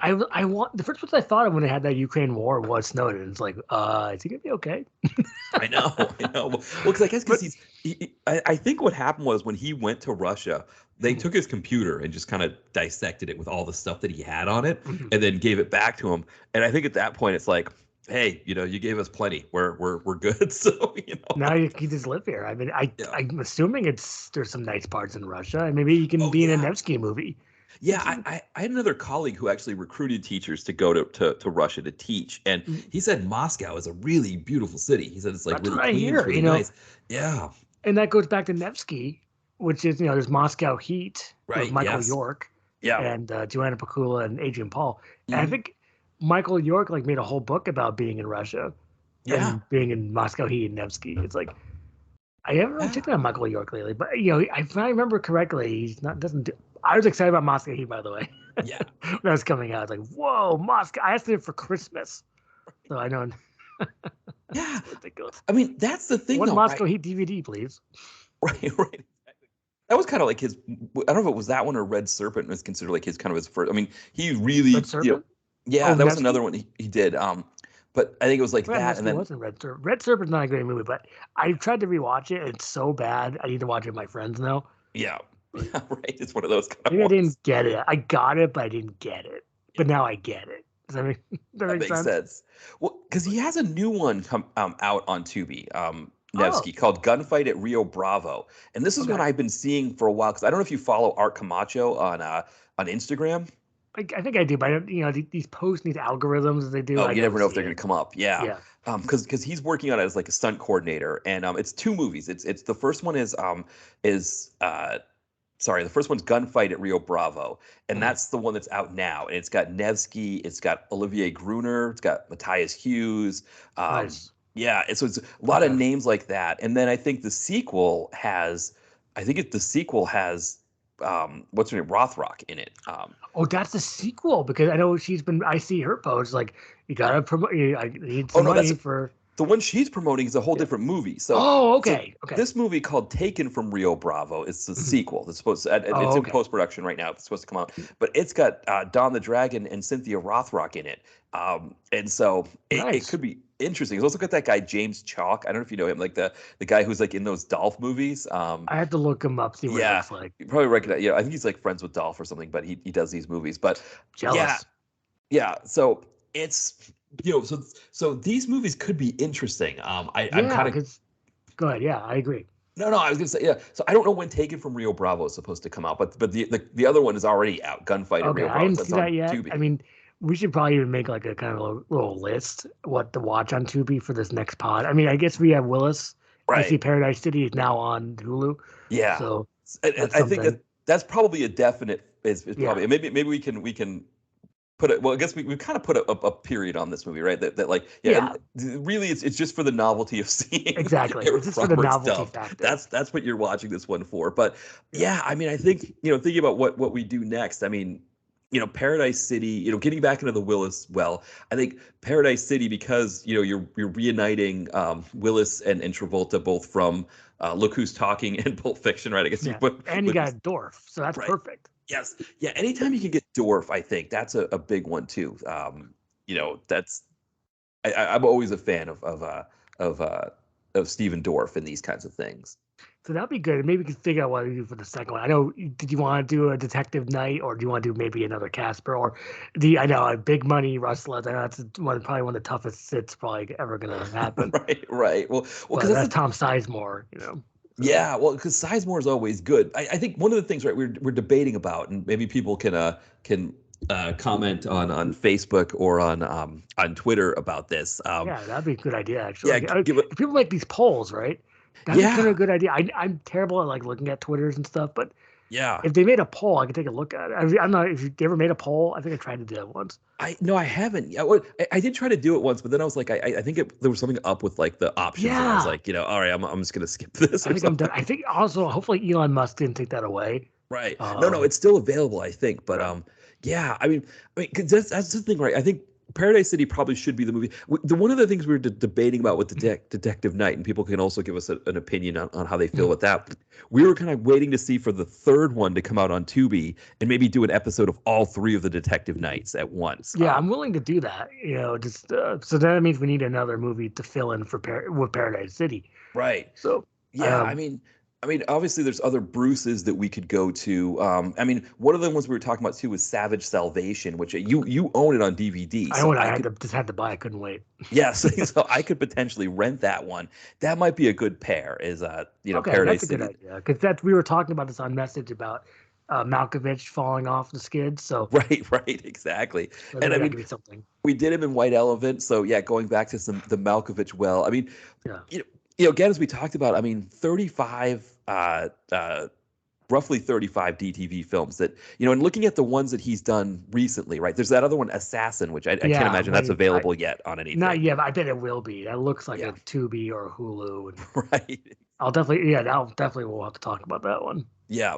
I I'll know keep an eye on it. there's also Gasoline Alley, which is one that Yeah, Hulu I just saw that always one. wants me to watch. I know. I already watched it. It wants me to watch it again. It's like Right, I already saw it. exactly. Yeah, it's I already like- said it last time. I already saw it, sir. Yeah, they're Mr. always Hulu. pushing that one. I mean, so there definitely are some out there, but I think it's interesting, right? With these, like, I mean, obviously, when you do something like Paradise City, like you have, there's so much material there because it's not just, I mean, Willis, Dorff, And you got Travolta. Travolta, That's great. So I'm yeah, looking forward to watching that for the right. Plus spot. Branscombe Richmond, so we got Not to some mention Bobby Renegade in there. Filler. Yeah, Wow, I don't think I we've think done. this is going to be a hit. Yeah, Paradise City. I think it's going to go either way. Like if the movie's bad, we still have a lot of material for it. So, yeah, I think that's a good one. So then it's just a matter of finding a good pair for it. I mean, we talked about the second as one, like we maybe we should have included in this for the Van Dien one. That's a we could Which kind one of was do that it. again? The second. The second. Oh yeah, The yeah. second, yeah. Okay, got I'm me sorry, on that one. I'm thinking about the second movie, Got but me on that one. the second is the film. That's right. Yeah, The it second gets is the confusing second. there. Okay, got it. Yeah. Yeah. Okay. But yeah, I mean, You those can are add good. if you want. Yeah, I mean that could be a possibility. So a lot of places we can go, but I think if people have ideas about ones too, like, hey, check this movie out that's there. Obviously there's the new CT movie also. If we're going to go back Oh, into that's the right. You can CT, go back to the CT well. right? If you want, right Exactly. away. If you want. Yeah, 'Cause right. Exactly. Just Paradise dip right in City and there. Hunting Ground. Is that what it's called? I think that's what it's called. Yeah. And I'll again, put it on my 2BQ right away before I have to do my things. yeah, So, it's fascinating that it's listed as in post production on here on IMDb. I say here. I'm looking at IMDb. Nobody else knows that I'm looking at IMDb right now yeah. because I'm recording a podcast over the Right. computer. I can't even. I Yeah. go on IMDb. Right. I'm trying to use my phone when I do the recordings. Yeah. Try not to, except for the notes. Yeah, no, I know what you mean, but yeah. So I have, I also have like stuff up on the computer when I'm, like, oh, let's look up this person or look up that person. Well, But that's quick. That's actually good. That's kind of a good idea. yeah, you should see, like, I should probably take a screenshot sometime Yeah, post sure. it on Twitter, like all of the IMDb tabs that I have open because No, it's it's like, good to have that up because then you can have some quick responses, stuff like that. So that's not really a distraction. yeah, exactly. You're gonna go. There are times where I'll listen back to the pod episodes and I'll be like, boy, I really didn't respond to whatever it is that like you or whoever the guest is was saying, and I'll realize that I'd gone down an IMDb rabbit hole while we were talking, and I was and then I'll say like, oh, hey, speaking of which, you remember this movie that was in there, and stuff like that. So yeah, it can be, IMDb. That's the thing with IMDb. I remember when IMDb was kind of becoming a thing. I remember in the mid 2000s, I talked to a friend about this where he didn't like looking things up on IMDb. He liked looking up like for example, he was talking about that movie Savat, the Olivia Gruner film. Okay. And for him, he wouldn't want to look up Savat. He would want to look up like people that were in the movie who did other things that he knew. Like, okay, like I'm going to look up Beverly Hills 90210. Right. Yeah. So we look up 90210 and then look up Ian Ziering, look through that and then find Savat and then be like, oh, who's the guy in Savat? Interesting idea, but it's kind of a hassle. I mean, right. Exactly. Hoops, Yeah. It was like almost like his own version of 6 Degrees of Kevin Bacon kind of thing that he would, 6 Degrees of Oliver Gruner. Right. Exactly. Yes. He needs to come back. I mean, I think I need to go on my own rabbit holes and look up Gruner and maybe Madsen and like on Tubi. I mean, that's another possibility for the second movie is that gunfight at Rio Bravo. Sure, movie. happy to watch that. So yeah, I mean, more Nevsky. We could give Nevsky another shot. We will hold this one against him. Enough shots. Right. Exactly. Yeah, exactly. I just watched the next Nevsky. I watched something called Magic Man about a few months ago. That was a Nevsky. Was it? Yeah. And it has great, I forgot. Well, Nevsky, Montesanti very briefly, Billy Zane. He's like an evil magician. Oh yes, and I see it here because it's after Treasure Raiders. It came out after Treasure Raiders. Yes, that was not. Treasure Raiders is like National Treasure meets Fast and the Furious. Right. And then Sherilyn Fenn from 2007. Let's not forget. So she's getting a little, let's just say, up there. Right. Is the girlfriend of Alexander Nevsky, and he's trying to be like a Vin Diesel guy. Nevsky is kind of funny. I recommend it, and David Carradine, if I'm not mistaken. So I think that's kind of a winner. Yeah, is that one on Tubi too? I think it might be. I mean, a lot of Nevskys are on Tubi now. They weren't originally. It used to be a weird thing with Nevskys where they would be on Tubi and then they would disappear. And so it's on Freevee. It looks like it might be on all of them. It seems like if you see on Freevee, then that Freevee's like basically Tubi. Yeah, Plex, Tubi. Yeah, and the thing I never know too for our international or for people outside the U.S. like how many of these, because I know Tubi isn't available outside the U.S. Oh, really? Didn't know that, but it was everywhere. Yeah, no. So I know some people use VPNs to access it because I mean it is such a great resource, to be able to watch them. But I guess it has to do with copyright issues or something like that. So I know it's like something I'll talk sometimes with Will from Exploding Helicopter about coming on the podcast, and I'll be like, hey, this movie's on Tubi, and he's like, yeah, we don't get Tubi, so actually it looks like it's not available for free. Sometimes they can find it on YouTube, but I think same thing. Rich Haas from DTV Digest, same thing. Like these people back on the pod, just have to talk to them, and scheduling is also tricky. Yeah, well, I mean, you had that issue with Brett's tech issue that you had trouble having guests on. Oh, that's right. Yes, you got like a backlog of guests. Fixed. Yeah. You got a backlog of people you've got to invite back on the podcast. Yeah, I know. I'm not avoiding you guys. Just that scheduling is wonky. Yeah, because I was on. Well, no, because we did 2 no subjects, but I think it was like almost like I think I was on, and then Brett had his computer problems, and then I was on again. Break, and then we did these recordings in the same room, for a little bit, and then we're gonna do one soon about. I'll just say it's about Lloyd Samandel, the guy. So we're hopefully gonna record that tomorrow. And I say it now, but it doesn't happen. No, it's gonna work out. Yeah. So, speaking of that, though, I can let you guys go. I mean, I can give you plugs. Yeah.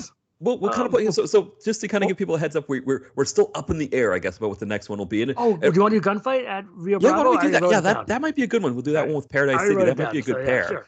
And I think Tubi and Hulu. That's fine. Yeah, I think but that's one of the rules for people. If you're not sure, like one of the rules we have for these is we try our best to have them be free ones or ones that like for example, like if Xfinity has a deal where I can rent a movie for $1 and it's one that you've already seen, or like you have a friend somebody who has like a subscription service to get it. Right. That might be like that was the exception for Section 8, I think, for example. I think that was or White Elephant can watch them on AMC Plus. Exactly. Why AMC Plus? I don't know.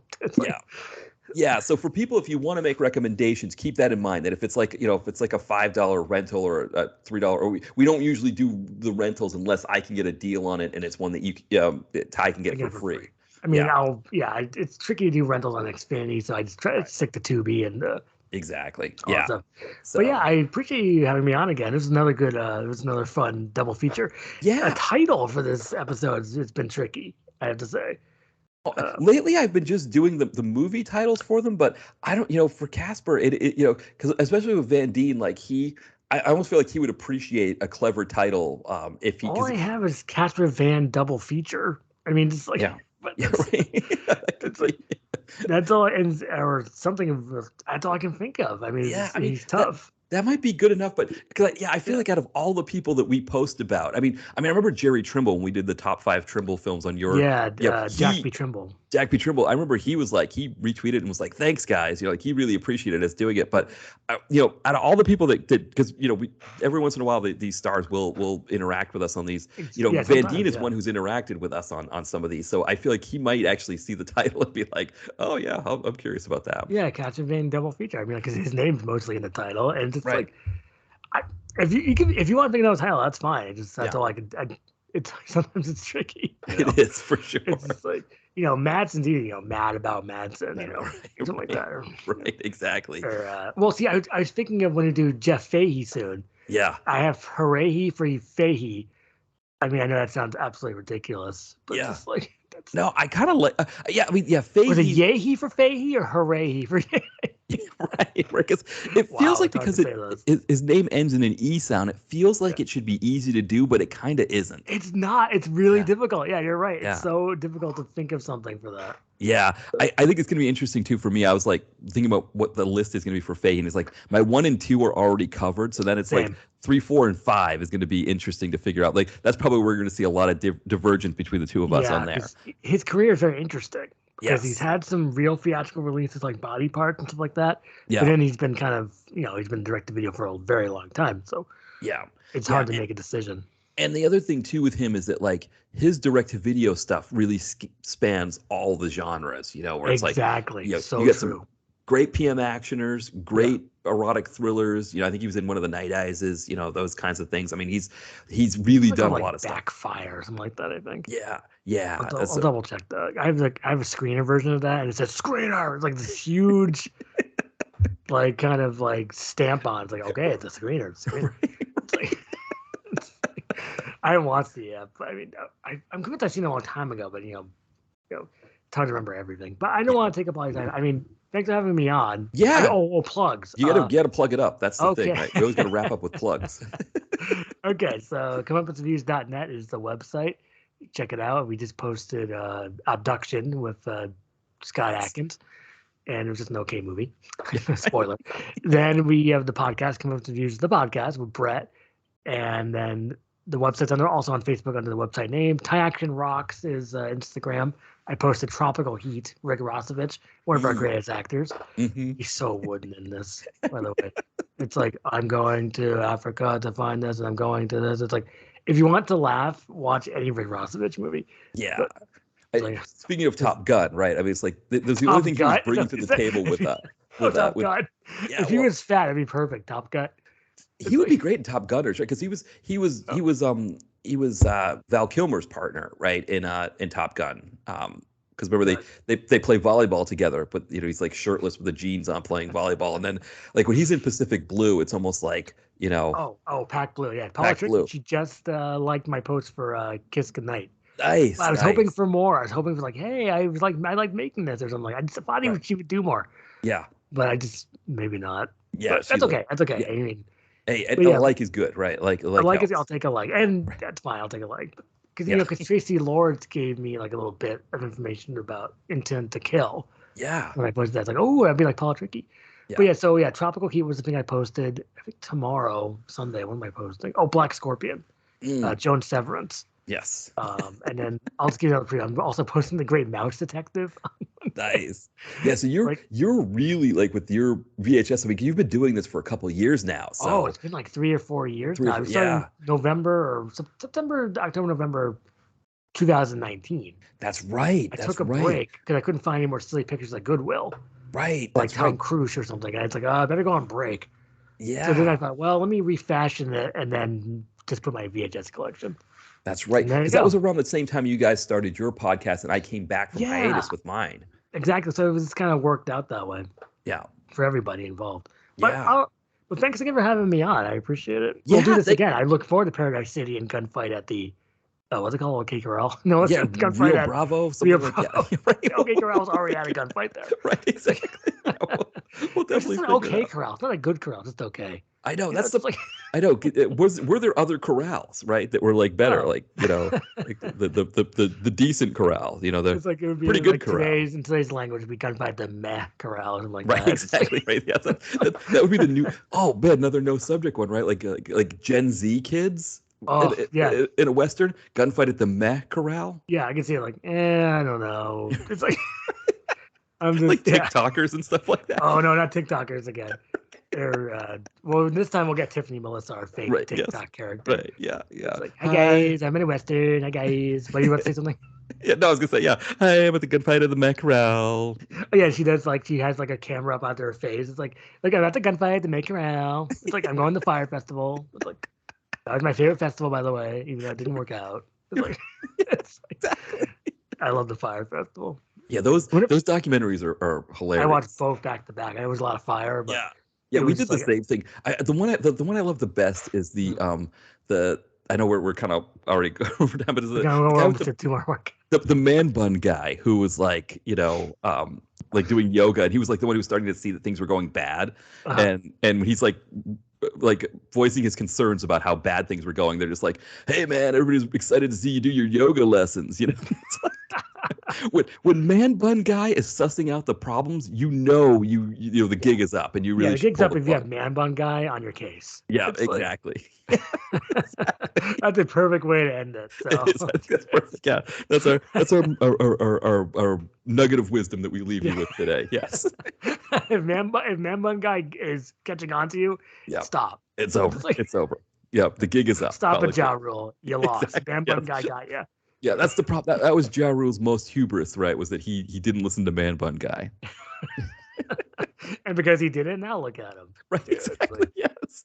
Ridiculous. Exactly. Come on, Ja. Come on. I know. Yeah. Or it was Ja Rule and it was Ashanti, right? It was like Ja Rule, Ashanti, murder. Right, yeah. It's murder. Yeah.